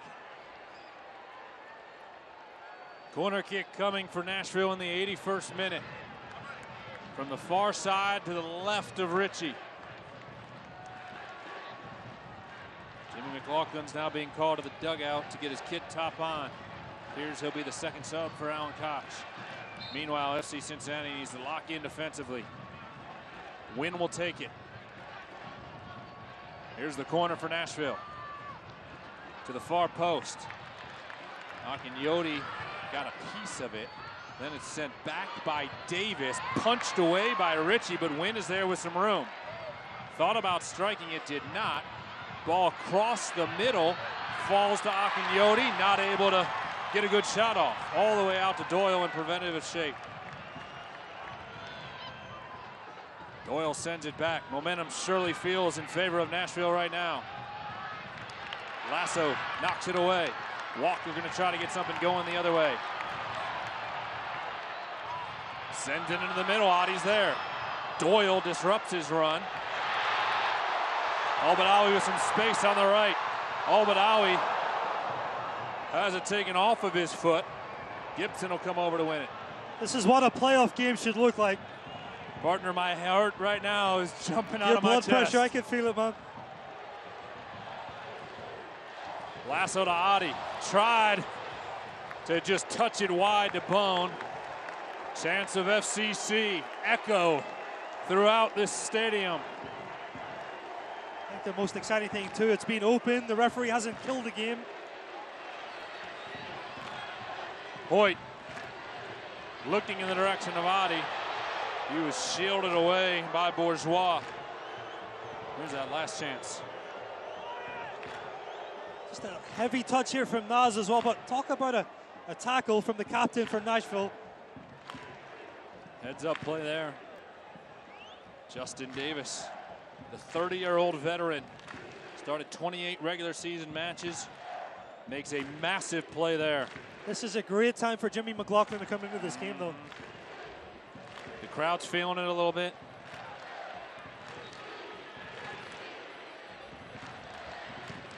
Pickens comes off the head of Mensah. How about the looks for Opapa Mensah today? Looked like he had 2 surefire goals. One caught the crossbar, the other saved by Spencer Ritchie. We remain scoreless in the 84th minute.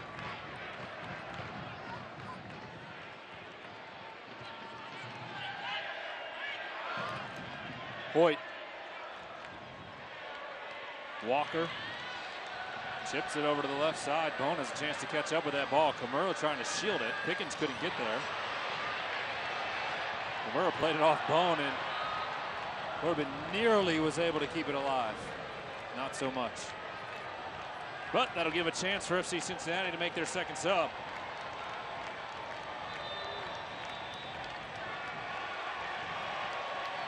We'll let the crowd tell the story as Jimmy McLaughlin comes in late in the scoreless match.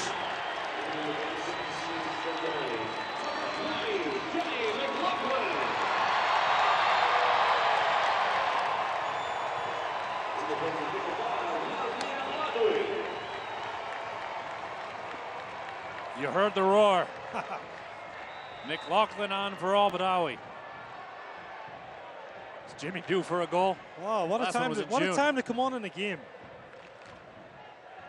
He's fired up when he gets out of bed in the morning. You know he's wound up right now. Maybe Walker, Bone, and McLaughlin can ignite some of their old magic.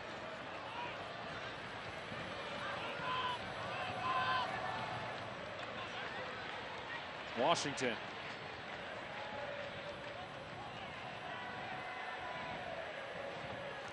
So one more sub in regulation for Alan Koch. They'll have another if it goes to extra time. LaGrassa. Over to Kimura. Wynn. Wynn cuts inside. Slides it off to Kimura. Kimura out across the middle. Touch was heavy. Ledesma did really well to get back. It'll end up in a corner kick for Nashville, but he knocked it away at the last moment from Washington. Honestly, they've got to figure out Alan Wynn. Right now, he is the threat. He's kind of the thorn in the side of FC Cincinnati. They can't allow him just to roam free and have that much space.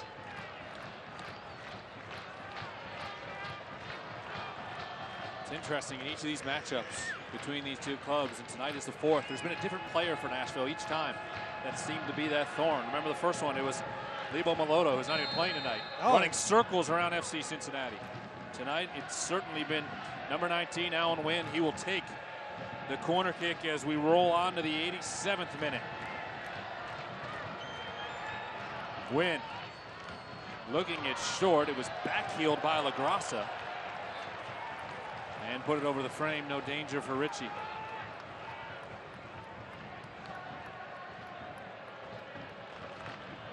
There's late match magic in the last two matches between these clubs. Will we see some here today?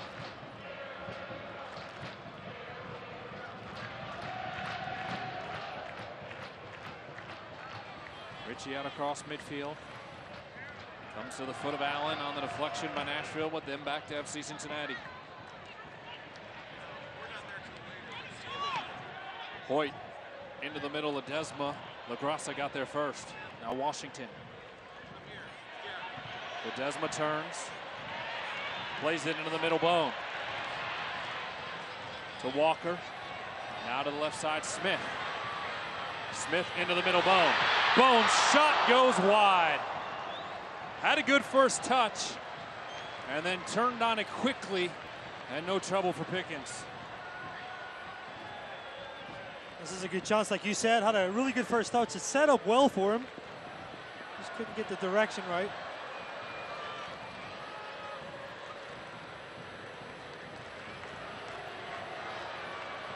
Pickens, the 36-year-old goalkeeper, will set to return the ball to play.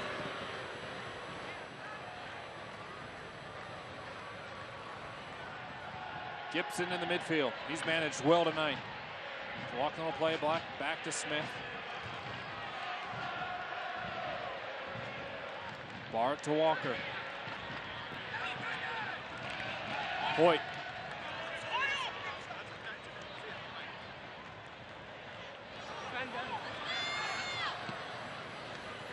Doyle turns on it. Adi trying to get to it. Akinyoti was there first, then Ledesma is going to be called for a foul. Bit too aggressive trying to get back to it. Nashville calling for a card. We haven't had a booking today. Justin Davis taking a while getting up, and he's going to be booed.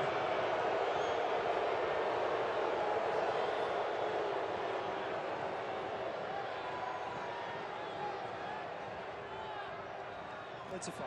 Yeah. No question. You talked about not having a booking. I think the referee's been fantastic. Honestly, Yeah. I think it's exactly what you want from a playoff game. It's been called tight, it's been called fair. There hasn't been too many kind of slow stopping calls at least. LaGrassa back to Akinyoti. In the direction of Mensah. He knocked it away from Bart, and Owl catches up with it right in the corner. Washington across the middle, headed away by Brandon Allen. Bart will clear it. Bouncing in the direction of Adi. He tries to center to McLaughlin, who just knocks it down to Bone. Now FC Cincinnati works left to right. Smith to Bone and McLaughlin. Back to Bone. McLaughlin. Into the middle, Walker. Onto the right side, Hoyt. 90th minute at Nippert. Winner moves on, loser goes home. McLaughlin in the box, across the middle, and it goes wide. I thought Jimmy might have found the angle along the end line, but it wasn't there. It's a tough angle, honestly, to shoot. I'm not sure if he's shooting here, if this is an intentional cross. Either way, it wasn't that far away from the goal. 3 minutes of stoppage time here in the second half. It'll be 3 tense minutes for each side. We remain scoreless in the Queen City. Hoyt tried to feed Adi in the middle. It didn't get there. Mensah and Nashville so skilled in transitional race right to left the other way. Washington with Walker racing back defensively. Washington in the middle. Nearly had Brandon Allen, and Spencer Ritchie read it perfectly. Yeah, FC Cincinnati just have to slow down here.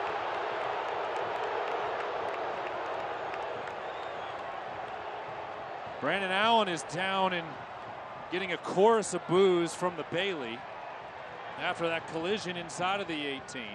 FC Cincinnati, in the meanwhile, is trying to push forward as Allen collects himself. Yeah, they just got to bring back a little bit of composure. Make sure they got the shape right.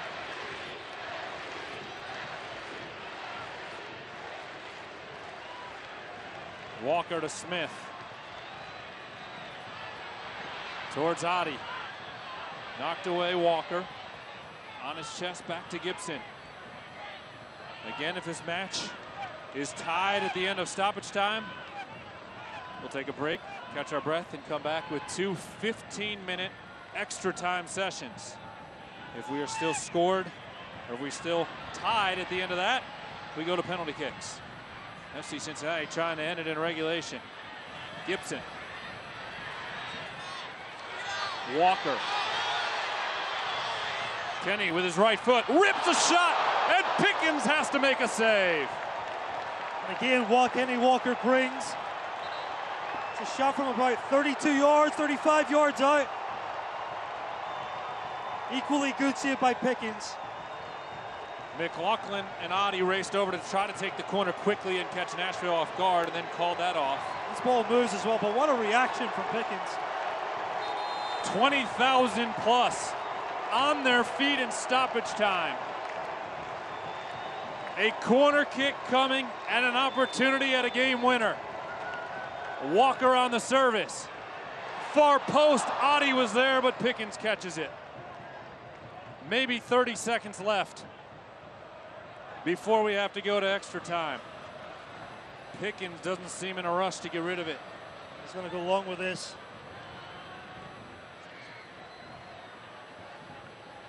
Out across midfield, glances off of Smith. Kimura cuts it down. McLaughlin looking for one more build-up. Bone and Walker. One more attack, like you said. Trying to get the numbers forward here. Hoyt in the middle. Walker has a little room. Over to the left, Smith. Blake Smith into the 18, headed down by Justin Davis.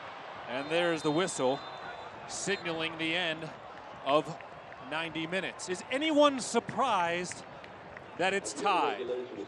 I didn't think so. 90 minutes in the books here at Nippert Stadium, and it is not enough. We will go to extra time after this break. Bonus soccer coming in the Queen City. 0-0 at the end of regulation. This is FC Cincinnati Soccer. There will be a 5-minute break, followed by 2 15-minute commercial break.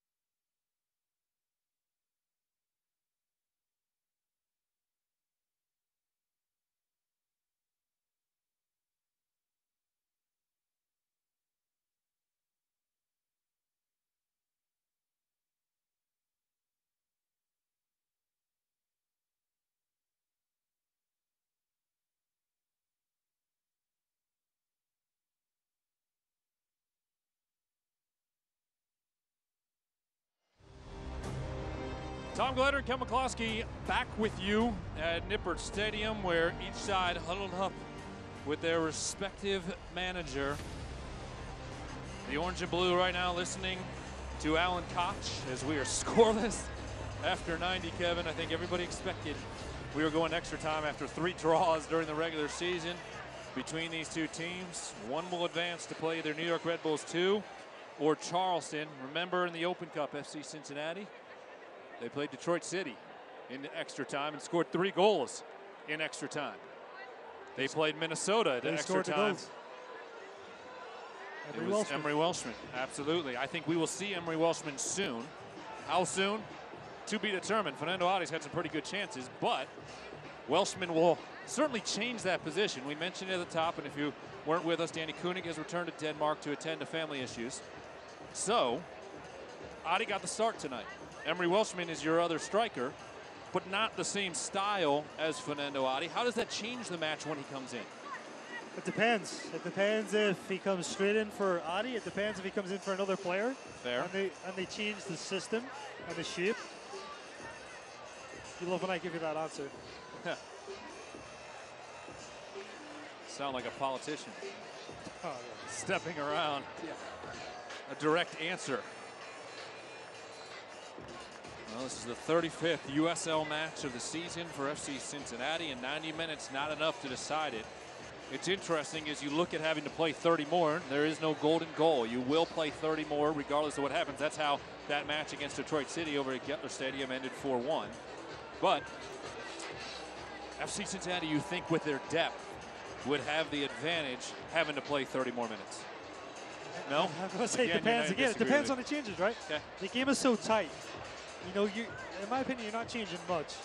You know, you change one thing to get more attack, it might counter and provide you a little bit more exposed. You got to be careful. Spencer Ritchie has been phenomenal through 90 minutes. Let's take a look at a few of the moments when he has been so brave. That was an easy one, but he had a couple of heart stoppers in the second half. Oh, this was the big time save coming out. Very brave. Just the smother win on that chance. This is the save. Mensah with that strike. Coming out in traffic, being very strong in the air as well. Very commanding in his box. I think he's definitely been the strongest performer, I think, for either team tonight. 19 shots for FC Cincinnati, 12 for Nashville. 3 have been on target for the orange and blue, 4 for the visitors. We have not had a booking. 4 fouls committed by FC Cincinnati, 6 by Nashville. It's pretty much as even as you can get. It's tight. It's what we expected. So buckle up, folks. 30 more minutes coming your way here in the Queen City. Nashville will have the first touch. FC Cincinnati for these first 15 minutes will work away from the Bailey and defend in front.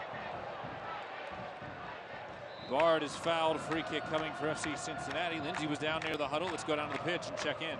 Yeah, guys, Alan Koch took every single minute chatting with individual players, and I asked what he was telling them. He said, just keep the tempo high and don't be surprised. He talked about managing the moments. Also, you guys have talked about that 4th sub in extra time. You can have that for both clubs, but you have to put it in during extra time, not between extra time and those penalty kicks.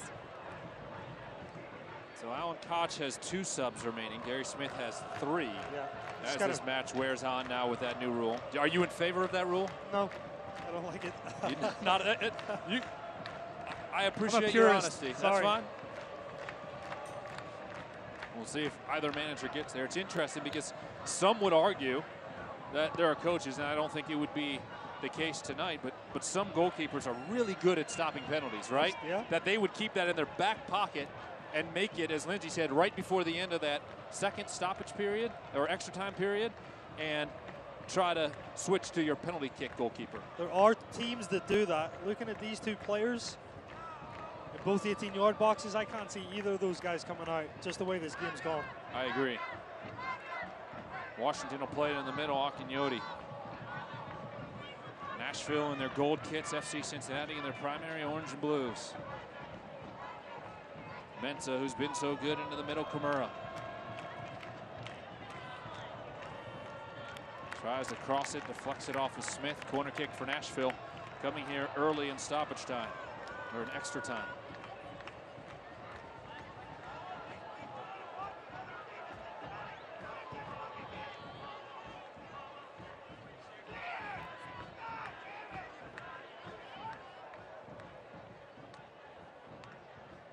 Wynn will take another corner kick for Nashville. Comes in the 93rd minute.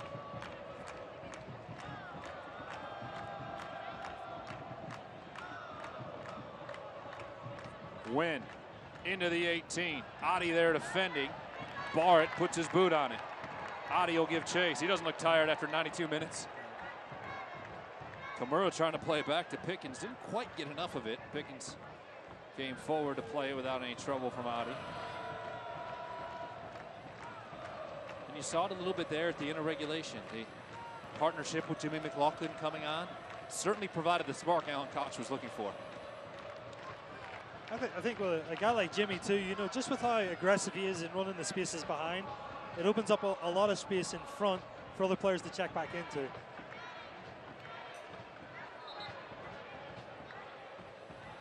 Kamura will throw it in. And look it up the far touchline.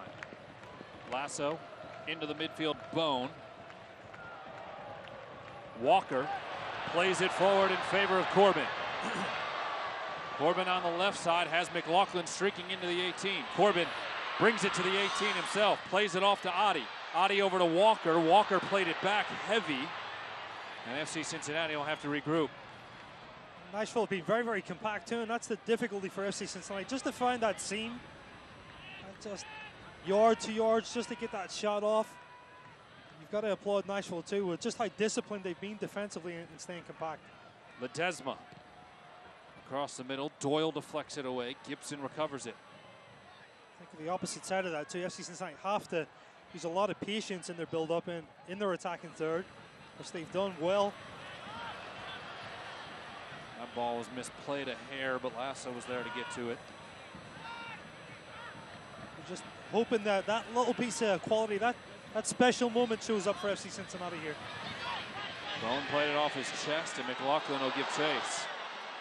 Takes a bit of a knock from Washington, but stays on his feet. Walker. Nutmeg Akinyoti, but didn't quite get it to Bone. Now McLaughlin. Over to Walker. Bone looking for a shot. Corbin Bone rips it, and Corbin Bone does it again! Number 19 brings them to their feet.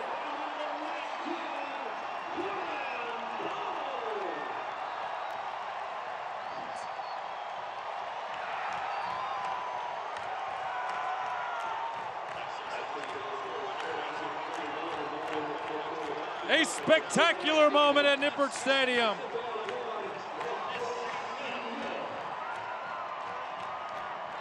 This is the special moment. This is just a yard of space where he looks up, takes a touch, fires it into the bottom left-hand corner. What a finish by Corbin Bone. You want a special moment? Who set that up? McLaughlin to Walker to Bone. The three OGs do it again here in Cincinnati. Fantastic. But it's far from over. 25 minutes still to go.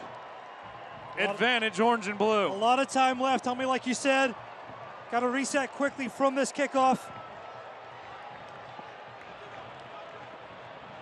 Nashville didn't back down trailing last Saturday, and they will not here in extra time. Took 95 minutes to find a goal. Corbin Bone gets another, and an assist from his pal Kenny Walker, who he's played with here in Cincinnati for 3 years. For Bone, it's his 12th goal in USL play in 2018. Davis with Walker standing in his face. Fernando Adi trying to win it back.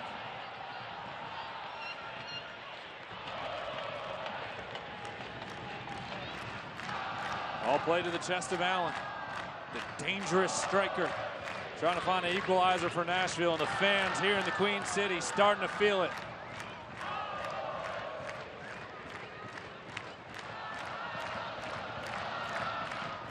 Washington to Davis. Davis across the box, and Spencer Ritchie saw that ball sail on him, maybe caught a bit of that wind again, and tried to swat at it. As it went past him, it'll be a corner kick. Spencer Ritchie says he didn't touch it. The ref saying that he did get a touch on it. As this ball comes in, he certainly flops at it. I don't think he does get a touch. I don't think he did either. There was no change in the trajectory of that ball, especially with the power that he swung at it. I agree. That won't make the fans happy in the Bailey. Wynn will get another chance on a corner, and this is where Nashville is dangerous.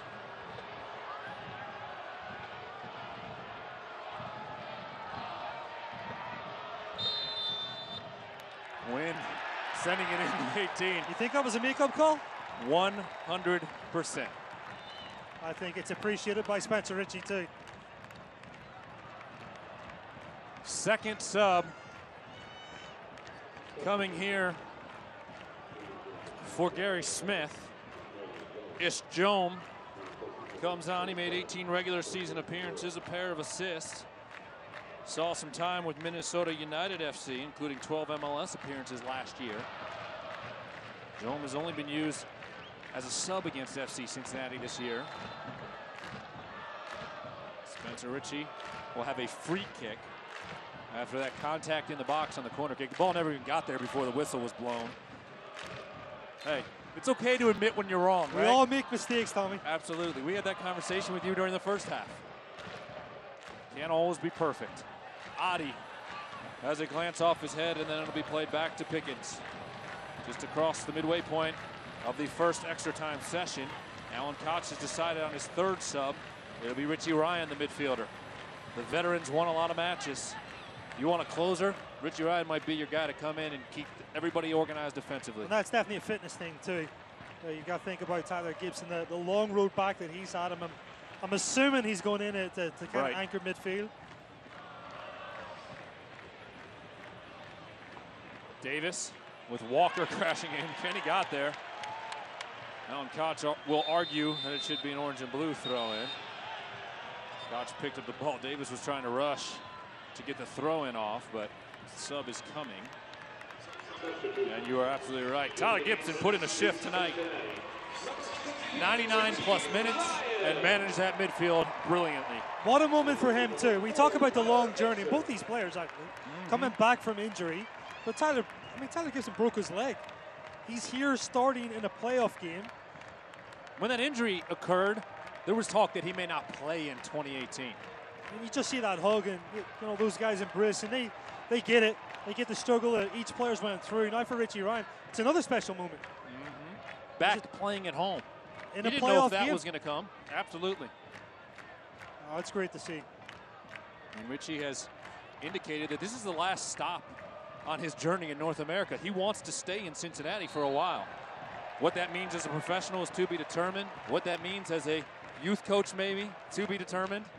Already involved on that ladder front. Fernando Adi is now down, looking to catch his breath, and Emery Welshman could potentially be the fourth and final sub for Alan Koch. Brandon Allen trying to encourage Adi to get up. 2/3 of the way through this extra time session, but I think no matter what, you talked about Richie Ryan, what a brain he has for the game. And I think he's got a future in coaching for sure. Like you said, he's already doing that, but if you get 5 minutes, talk to him about the game, you'll be impressed. I learn a lot. You think I've learned it all from you. It's just this summer spending time with Richie Ryan. He's got a brain for it. McLaughlin thought about throwing it quickly, held off, and Hoyt will make the run down the near touch to toss it back into play. Corbin Bones' goal in the 95th minute on the assist from Kenny Walker, the difference right now. Still what feels like ages lie ahead. Lasso and Bart will knock it around the midfield to Ryan. And now Hoyt.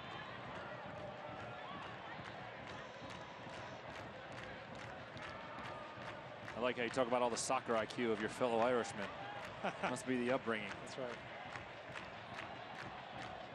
I think for him, it's just the experience that he's had really around 100%. The world. In North America as well. 2 very successful years with Miami. Adi into the middle, Bone gave it back to Adi. Adi with a chance here. Sends it over to Smith. Now Ledesma. Manu working on Jome. Ledesma's been a little bit quiet too. Adi forward for Smith. Blake Smith turned on it. Another guy who had success with Miami FC, and his shot goes up over the frame. It's good to see a fullback getting into the attack as well.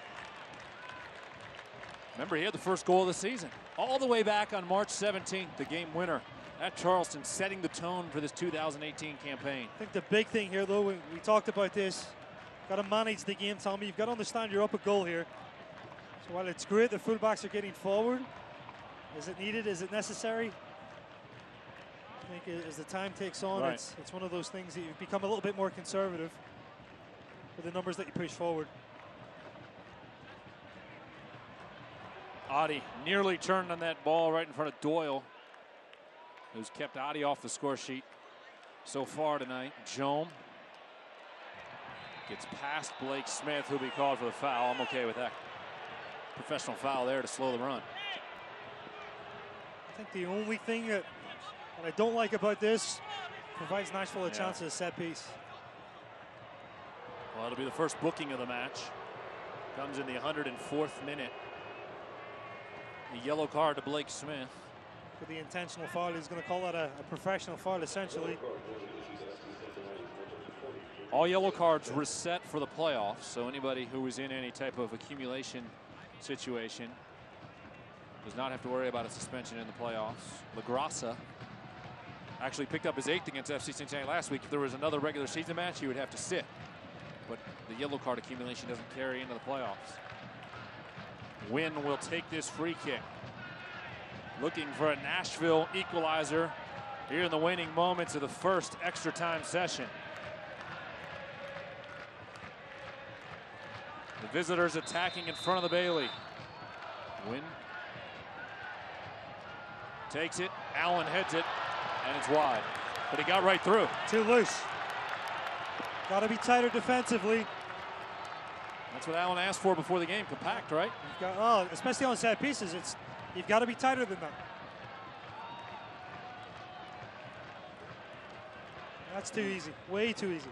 Especially for a guy like Brendan Allen. 24-year-old has 10 goals this season, including 1 last week against the Orange and Blue. Joined Nashville after scoring 24 goals in 42 appearances with New York Red Bulls too. He was a homegrown product for the MLS side. Walker trying to get to it in the midfield. Wynn found his way there first. Then Ryan got turned around, and Wynn has a lot of room to work. Got to be careful. That's good defending again. Bone caught up with him. Yeah, used his body well. Smith out across midfield. And the whistle comes from Farhad Dadko. 15 minutes of extra time now in the books. 15 more to come, and the fans will rise here at Nippert Stadium and give their lads a round of applause as they get a chance to catch their breath. We will keep it right here at Nippert. And you talk about Alan Koch. He'll huddle his guys up again. We've seen this routine in Open Cup play in the past since he's been here now 2 years leading FC Cincinnati. They'll have a chat out on the pitch, but now you talked about maybe starting to be a little bit more conservative. What's the message from Allen pushing through these final 15 with the advantage of that Corbin Bone goal? Keep it tight. Same thing it's been for 105 minutes. No, and this is the thing. You've got to understand what you need. Right now, you've got to be solid. You've got to compact space. I think if anything else, you're going to try to force Nashville to build from their defensive third. You don't want to lose balls middle third and attacking third and give them a chance to counter or take advantage of a transitional moment. Well, the difference in the match right now is a goal set up by the OGs. Corbin Bone, who had a fantastic regular season. McLaughlin to Walker, and then Walker finds Bone. Just searching for that yard just to get that open strike. And that's a big-time strike. And that little half step to get Liam Doyle, who's been so good all night, to bite, opened it up for Bone. That's it. It's a difference, too. And just understanding from him that Doyle was going to come in and lead that pressure. Instead of having a live touch, took a dead touch, sucked the player in, took a touch outside, and great contact. Lindsay's down on the pitch. Let's check in with the third member of our broadcast team. Yeah, guys, I just left the huddle. Alan Koch told us, guys, 15 minutes, that's a long time. But one thing he did tell me after the first extra time is at training all week, they have practiced not only the penalty kicks, but taking each other on 15 minutes at a time for moments like tonight. All right, great stuff, Lindsay. Both sides certainly practicing those penalty kicks, but those 15-minute periods, interesting. And Alan manages every detail of the game, and I'm not surprised that he put his guys through 15-minute sessions to know exactly what it's going to feel like in this type of situation. No, that's a great point and great kind of insight on that. You know, you talk about situations, and this is a situation. You know, the purpose of training is trying to put your team in a game-like environment, and that kind of reflects what Alan's done in preparation for this game.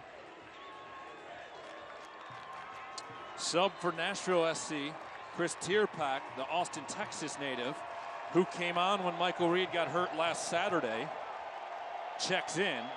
So Gary Smith makes a sub here.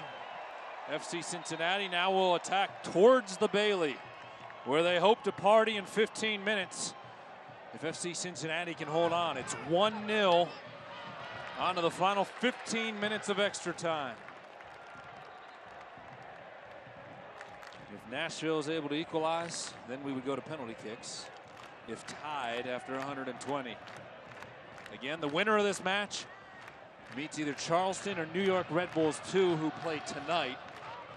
So the winner will not know for a few hours who their opponent is next weekend. If FC Cincinnati wins, it'll be here at Nippert, 4 o'clock next Saturday.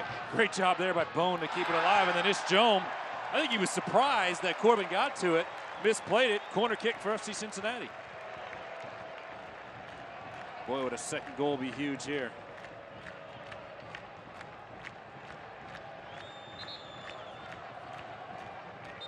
Walker, Adi, Ledesma all over there to talk about it. Might be a little bit of gamesmanship there to keep the clock running, and they will play it short.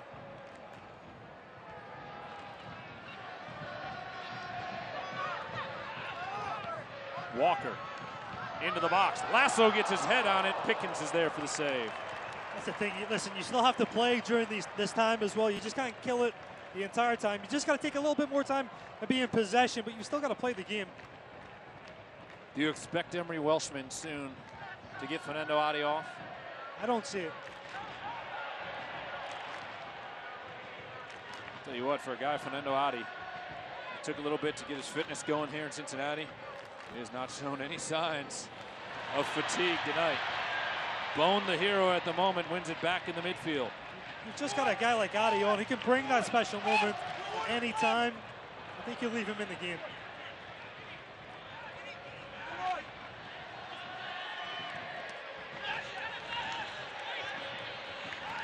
Well, the biggest thing for Adi, too, when you talk about trying to take longer in possession, he holds the ball just like this so well. Bone had a little space behind him. I don't think he knew it. Ledesma, in the meantime, will find Bone right at the corner of the 18. Adi is over there in support. Bone will play it back to Ledesma. Walker touches it off to Ryan. Richie Ryan has some space. Ryan to the right. Hoyt, who will race up the right side. FC Cincinnati showing patience. Ryan forward. McLaughlin gets to it at the end line. Kept it alive. No, he did not. Goal kick for Pickens. Nearly there. Unlucky, yeah. A little spin pass from Richie Ryan just with the outside of the foot, just overhit it. Great understanding from Jimmy McLaughlin, just the spin and try to keep that in though. 23 straight unbeaten for FC Cincinnati. On the line at home tonight, and a chance to advance in the USL Cup playoffs for the first time in franchise history. Right now clinging to a 1-0 advantage, courtesy of Corbin Bone in the 95th minute.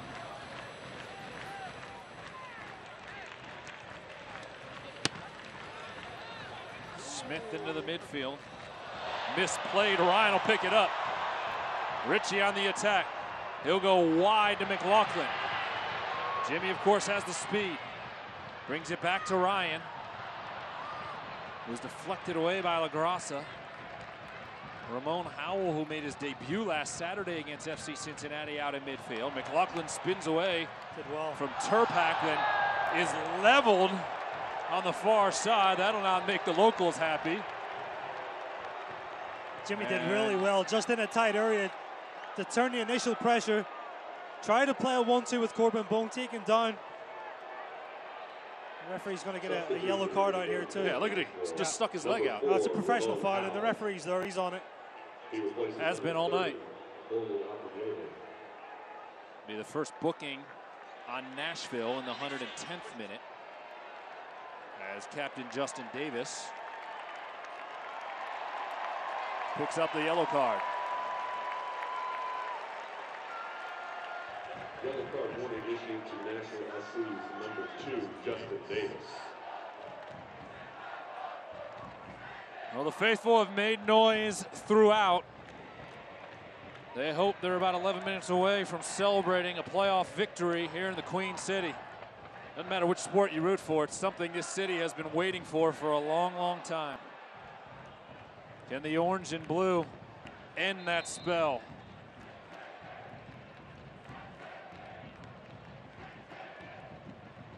Walker and Ryan with some pressure from Nashville. Lasso sends it in the direction of McLaughlin. Turpak heads it down, but it goes to Bone. Wide for Hoyt. FC Cincinnati certainly playing a little bit more conservatively right now. Just looking at both center backs here, I think they've got to get a little tighter on Brandon Allen though. Just in this transitional moment right here. Mensah takes it off the foot of Ledesma, then Ledesma slides in. He's going into the book with a yellow card. 111th minute. The Argentinian is booked. Yellow card warning issued to FC Cincinnati's number 45, Emmanuel Ledesma. Mensah got away from him with Jome there. That's exactly what he's doing on that. Yep.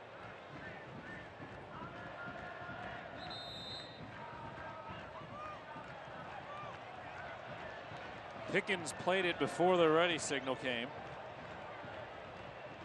And therefore, far Dadko is going to make him put it back out at midfield, which Pickens will then advance it about 2 or 3 more yards before booting it again. Time in the direction of Turpak.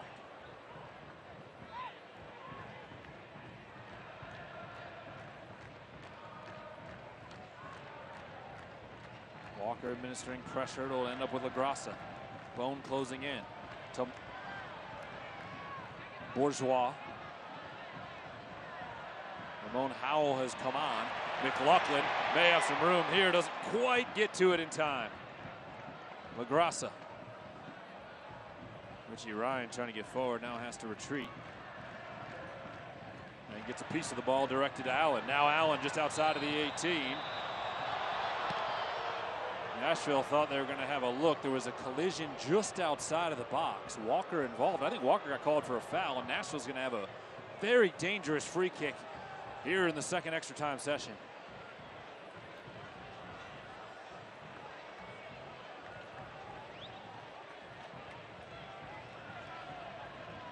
Walker took out Tierpak there. 5 yards outside of the 18 is where the visitors will set up. 113th minute, it's 1-0 orange and blue. Spencer Ritchie setting his wall. A massive defensive moment upcoming for the orange and blue.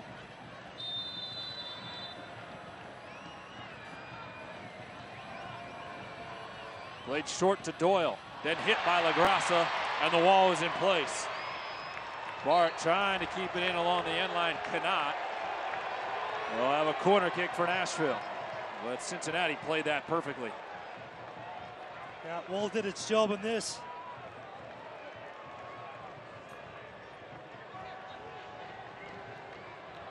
Wynn, who has been active all night long, gets another chance on a corner. With the wind whipping right in front of him, Wynn will put it in play to the right of Spencer Ritchie. The ball rolled off the spot he wanted it, so he resets. Wynn into the middle. Lasso heads it away. LaGrassa tries to get to it. Bone is there. Ledesma boots it out to the midfield. Jome providing preventative coverage. Right back to the middle. Bourgeois shot. Spencer Ritchie can't get to it, and Nashville has tied the match in the 124th minute. And Bourgeois is going into the book. He took his kit off to a chorus of boos here in the Queen City. This is the unluckiest of deflections as well. It's got to be sickening for Spencer Ritchie.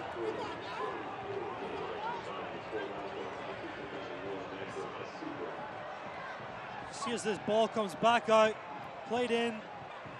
This is not a clean strike at all. Ricochet. No. And just loops over Spencer Ritchie. That's a cruel, cruel way to equalize. Well, it is a cruel sport, and Nashville battling finds a cruel equalizer here at Nippert. 1-1 with about 5 minutes left. So Bourgeois gets booked after getting the goal for taking his kit off. That's an automatic yellow card. And now FC Cincinnati looks to jump back on top. No more conservative play. Into the middle it comes in the direction of Adi. Bounced up, looked like maybe it caught the arm of Doyle. That's what Adi was screaming. Now Allen levels Richie Ryan. Ryan is down in a heap of pain. Hoyt going to try to set up something offensively. Jome plays it into the middle. Ryan is up off his feet. Off the turf and back on his feet. Here's Ramon Howell. Smith giving chase. And he'll let it go out on the end line. So the clean sheet wiped away in the 115th minute. We are tied at 1 with a late equalizer coming for Nashville. You wanted more tense moments for a playoff match. Here they come, folks.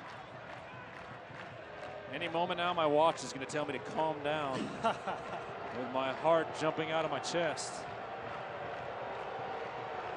You get blood pressure updates on the phone or watch or what? Yeah, you get heartbeat updates.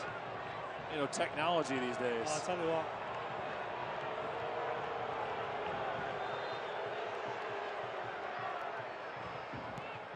Alan Koch has one sub remaining. Should he feel the need to use it, whether it is somebody he wants to put in to take a penalty kick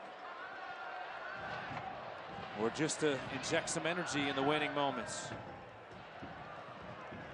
Nashville, though, feels like they have some momentum, and here they come. Wynn right up the middle, finds Brandon Allen. Allen takes a shot. Ritchie makes another save.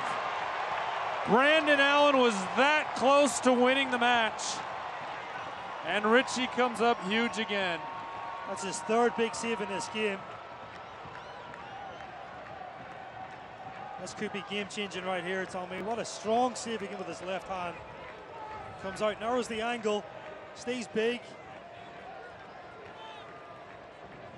Allen has been so good all season and was that close to giving Nashville the advantage late. Corner kick for the visitors. Wynn will take it near side. Service towards the back goes to Doyle. Walker heads it away and takes a boot from Tierpak in the chest in the process. Free kick FC Cincinnati. The wind is whipping and we are tied at 1 apiece. 119th minute. 2 minutes plus stoppage time left.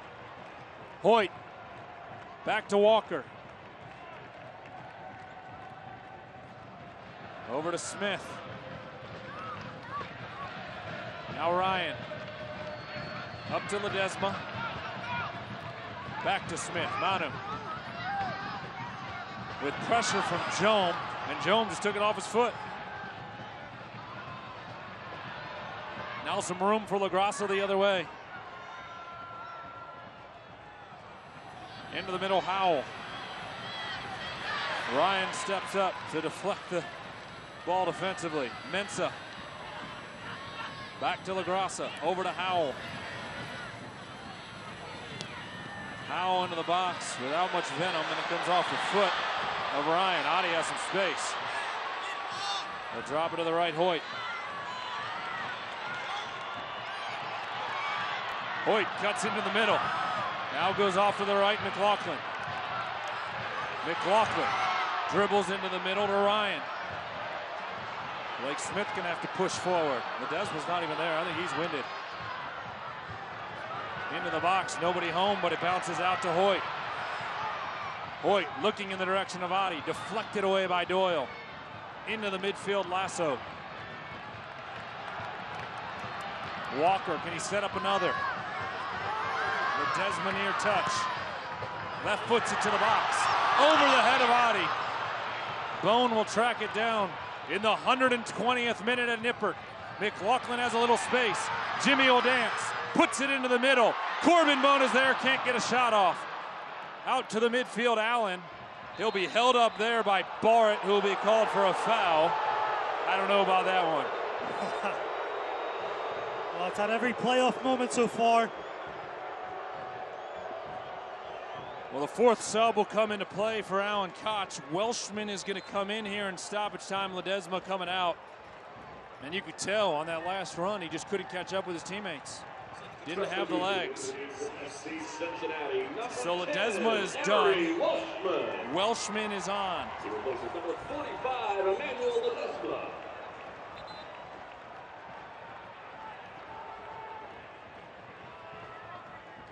Interesting change as far as PKs are concerned. Now, right now, the signage is blown onto the pitch again, down to our right, behind Spencer Ritchie. You can see there's debris flying around everywhere, and the operations staff here at Nippert is trying to do their best to keep those sponsorship signs off of the field.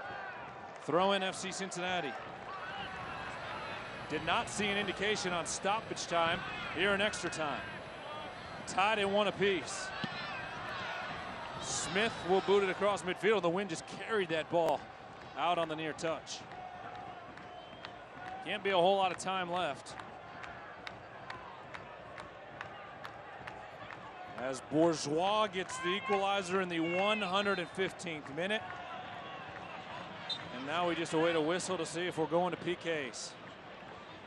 Mensah has it knocked away. No, Richie Ryan didn't touch it, so he'll quickly throw it in. Walker to the midfield. Welshman was giving chase.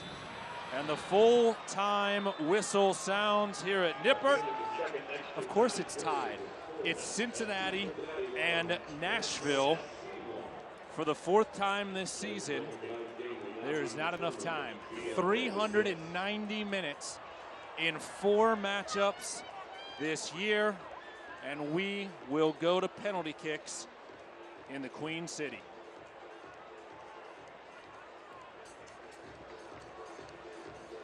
Corbin Bone in the 95th minute from Kenny Walker made it 1-0 FC Cincinnati. And Bradley Bourgeois in the 115th minute made it 1-1. I said so you can see each side huddling up, and now the strategy of how penalty kicks are managed.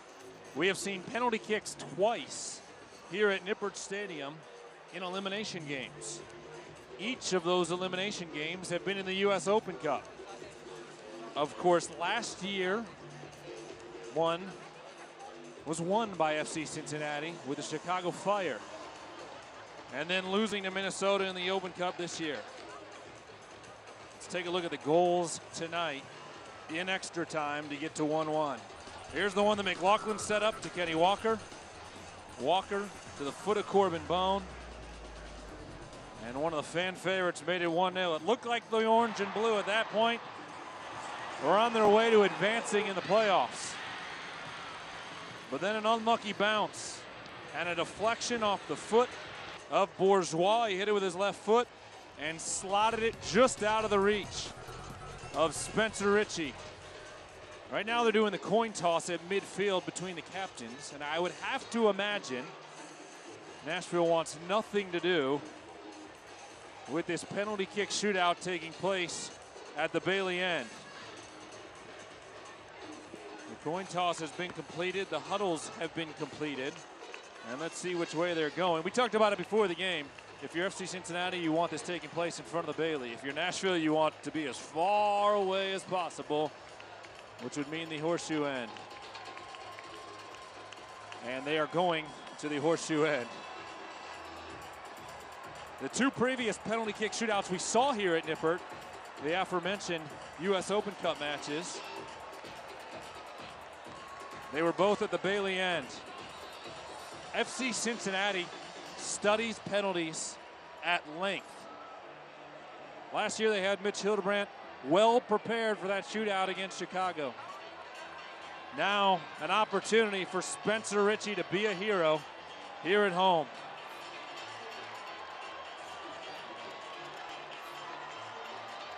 Four draws this season between Cincinnati and Nashville. But gotta have a winner tonight, and this one's gonna be settled in penalties. Nashville will shoot first, so FC Cincinnati won the coin toss. They chose to shoot second, and Nashville chose to shoot at the opposite end from the Bailey. You can see all the photographers and videographers were set up underneath the Bailey and are now making a mad dash down the far touchline to try to get in position. Want to see any personal best times? No.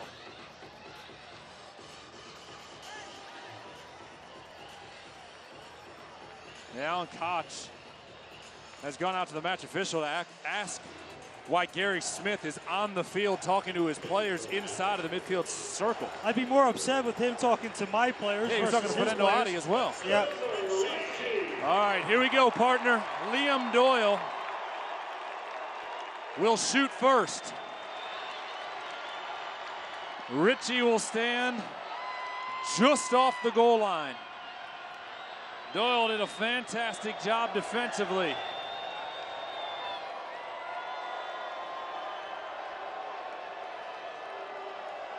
Here we go. Penalties in the Queen City. Doyle will strike it with his left. Steps to the ball and puts it upper 90. Nashville has the advantage.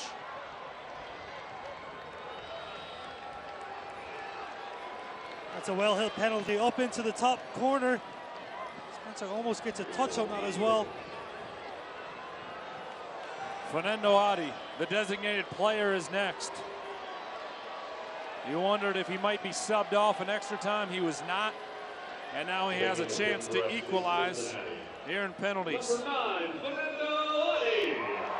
You also wonder, Adi, what direction will he go in? The veteran steps to it and pushes it past Pickens. 1-1. That's definitely a veteran penalty right there. Just took his time, very calm. Waited for Pickens to move, looks up. That's a great finish. Allen will be next for Nashville.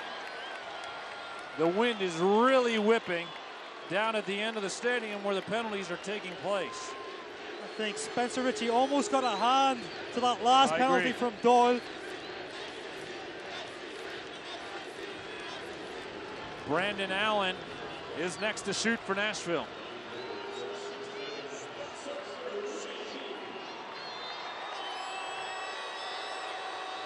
Allen led the team with 10 goals during the regular season. He too will take it with his left foot. Spencer Ritchie dove to his right and Allen slotted it right down the middle of the goal. 2-1 Nashville. I think on this one, Spencer kind of just waits just to see what Allen was going to give him. A lot of times goalkeepers are going to look at the guy striking the ball, their hips and what direction. Brandon Allen thunders that down the middle.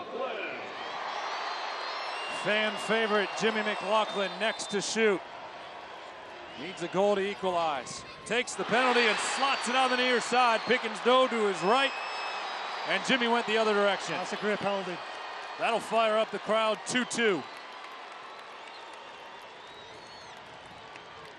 Just clean side netting, textbook. Now McLaughlin, as he walks back to midfield, trying to get the fans fired up. Can Ritchie make a save here? Wynn was active all night long. The 5'10" forward from Texas had 4 goals and 3 assists on the season, and he is next to shoot for Nashville. He's been a player that's been so influential, I think, in tonight's performance for Nashville.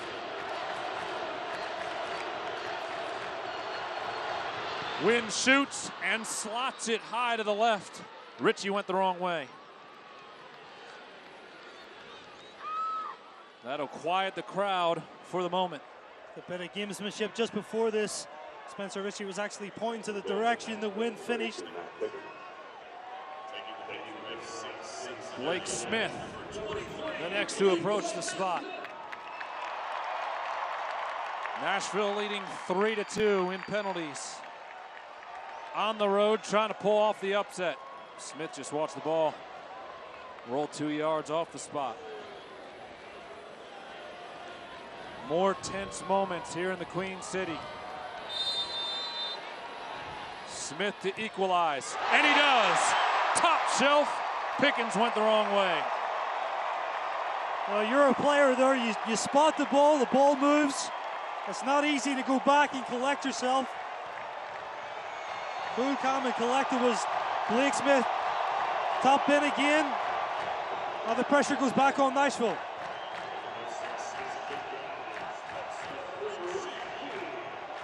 LaGrassa, the next to shoot for Nashville. 6-foot midfielder, 3 goals during the regular season. Now the ball rolls away for LaGrassa, back to your point. Well, you asked this week in the preview, if you remember, Tommy, would the Wynn impact the game? You told me no. Both of us could not predict this. Here goes LaGrassa, and it rolls away again after the ready whistle. For Blake Smith, it came before the ready whistle. LaGrassa to try to push Nashville back on top. A short approach, and he goes right. Ritchie guesses the wrong way. 4-3 Nashville.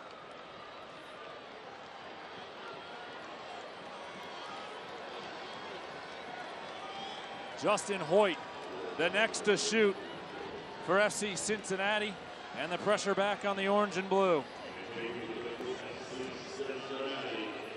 The 5'10" defender from London. With his family, no doubt, watching back home. Pickens, the veteran goalkeeper, stands on the line.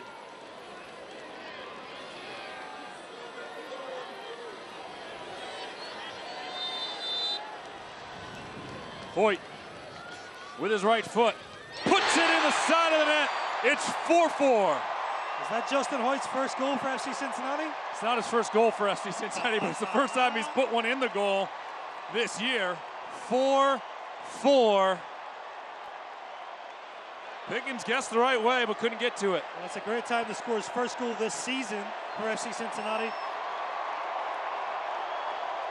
The energy rises some more. Chris Turpak will be the next to shoot for Nashville. If Ritchie can make a save, FC Cincinnati can win it. Turpak takes it. Ritchie just doesn't quite get to it. And it's 5-4 Nashville. It's interesting. Every Nashville penalty has went high. And Spencer Ritchie wasn't far from that one. I think it's one of those things, though. I mean, that information, does he take that?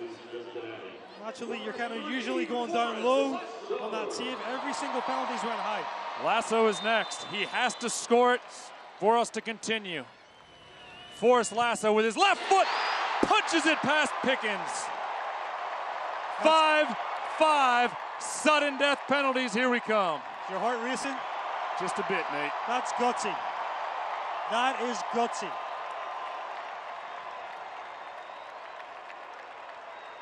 Lasso right down the middle.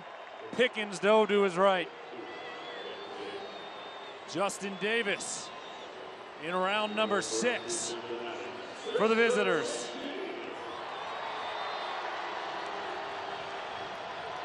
Davis has a roll off the spot.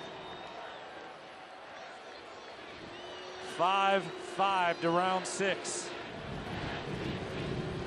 Chance of FCC here at Nippert. Davis will hit it with his left. Goes high and sends it over the frame. Now FC Cincinnati needs to score to end it.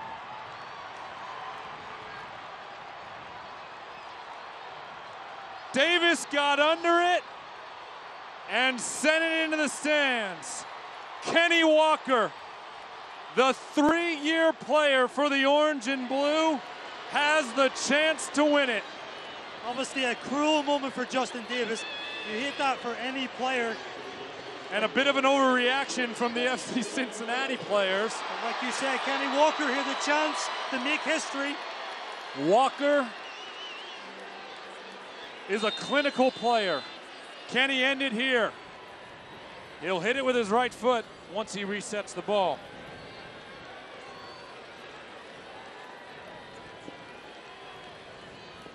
Round 6 of penalties. Walker has been with FC Cincinnati since day number 1. The Cleveland native steps to the ball and scores it! Kenny Walker, FC Cincinnati, for the first time ever, has a playoff win.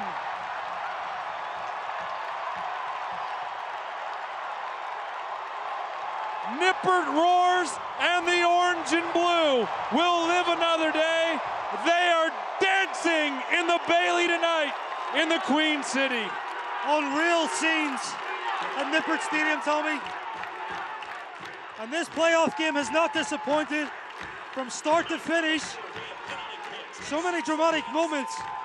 And what a time for Kenny Walker, like you said, just before he kicked. Clinical Kenny.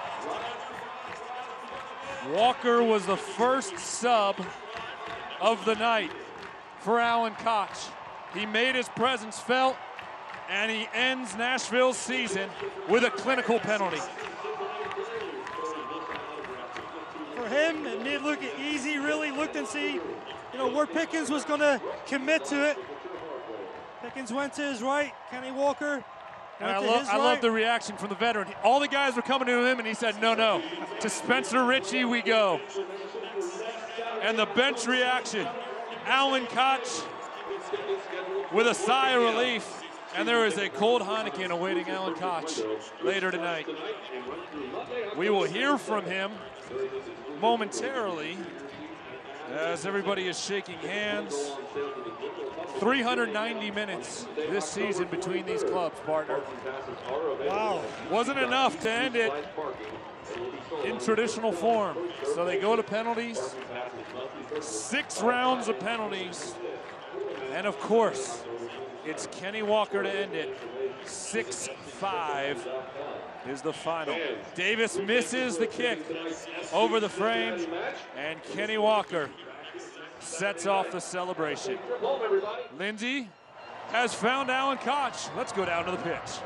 Coach, you told the guys right before penalty kicks, it doesn't matter how you win, it's just getting the win. You don't have to be reminded about the postseason drought in the city of Cincinnati, but I know it's just the start in postseason. Can you reflect on tonight's win? It doesn't matter how you win as long as you win. I thought our guys played very, very well tonight. It's obviously unfortunate to allow them to come back and score in extra time, but I think how we managed the game through the course of the 90 minutes, we're clearly the better team. I think we're a better team in extra time, and obviously absolutely composed every single player to finish their penalty kicks. And it's not easy to win games like this. Our sport, one moment can absolutely destroy you, and one moment tonight almost did destroy us, but give our group credit. They weathered the storm, and we said to them beforehand, 90 minutes, 120, penalty kicks, it does not matter how you win as long as you win. So it was awesome. Coach, you're just getting started. Go celebrate with your team. Thank you, I appreciate it. Thank you. All right, Alan, appreciate the time all season. There's Kenny Walker. He's going to jump in with Lindsay. He set up the goal by Corbin Bone, a guy he's been with for 3 years. And then he has the game-winning penalty kick. Lindsay, take it away. Kenny Walker, one of the original OGs. You've been here since day one. What was going through your mind? I just picked my corner, and I mean, I didn't know I was going to get to take one, but it's a 6 kick, and I had my corner picked from a while ago, so just step up there and put it there. Hopefully it doesn't save it. So this has been a special season. You guys are the #1 seed, regular season champions. You finally get that postseason win in the USL. Can you just reflect on this season? I mean, it's been a special season. I mean, we've done well here. We've done well the whole season. And for us, the original guys, this is getting the monkey off the back, and now it's stepping into new territory for the club and the city. So we'll keep it going and just keep this momentum rolling and get ready for the next one. I saw your teammates tackle you over in the corner. What were they saying to you? Nothing much, just a lot of screaming, yelling, hugs, kisses, all that stuff. So it's part of the game, and that's the reason why we play, and we love it. So go celebrate with your team, Kenny. Thank you. Thank you, Kenny, and thank you, Lindsay. Monkey off the back for the orange and blue. Monkey off the back for the city of Cincinnati. There you go, Queen City. A playoff win, and it's wrapped in orange and blue. Your moment of the match is brought to you by Toyota. Has to be the penalty kick from Kenny Walker. King Kenny steps up. What a finish. Bottom right-hand corner. And we talked about the sub when he came on and how significant that might be. Well, that's the telling moment. A massive celebration on the moment of the match. Walker's penalty kick wins it for the orange and blue. They advance. We do not yet know who they will play, but we do know it'll be here at Nippert, and that's a beautiful thing. We'll see you next Saturday at 4, but we're not done here yet. Step aside, take one more break and wrap it up when we return. FC Cincinnati advances on penalties, 6-5. This is FC Cincinnati Soccer.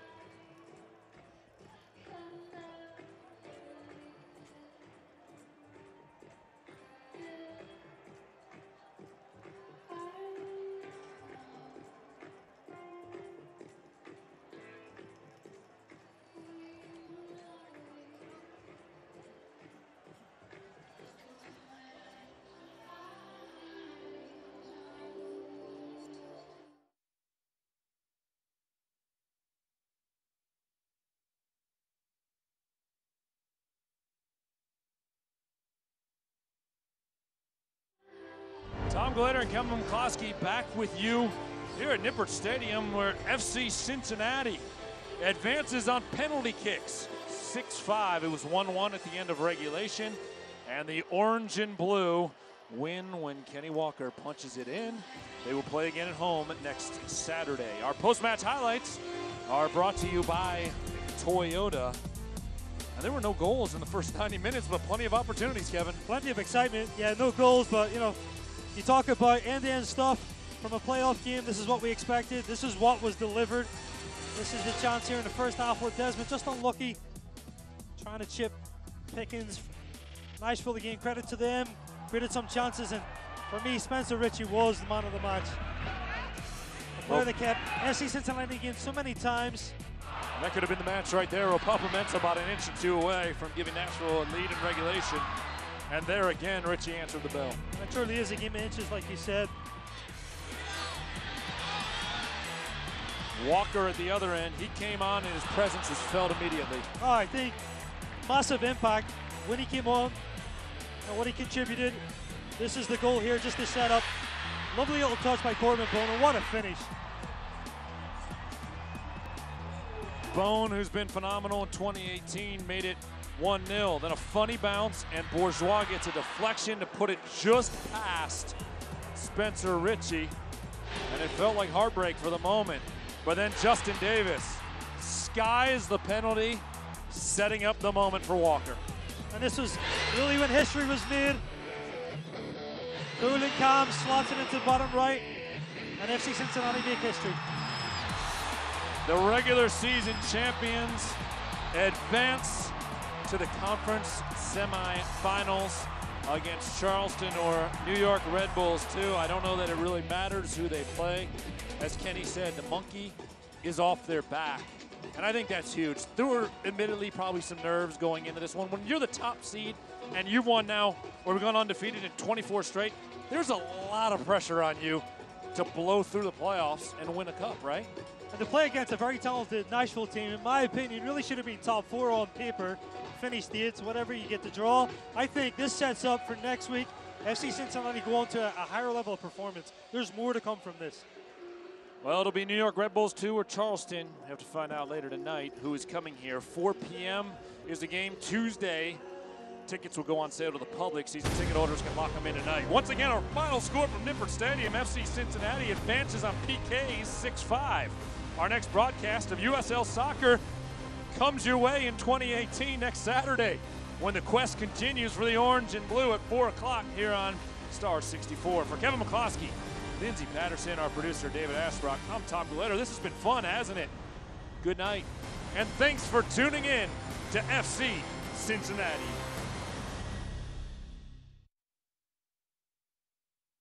Copyrighted telecast of the United Soccer League may not be retransmitted, rebroadcast, or reproduced without the express written consent of the United Soccer League.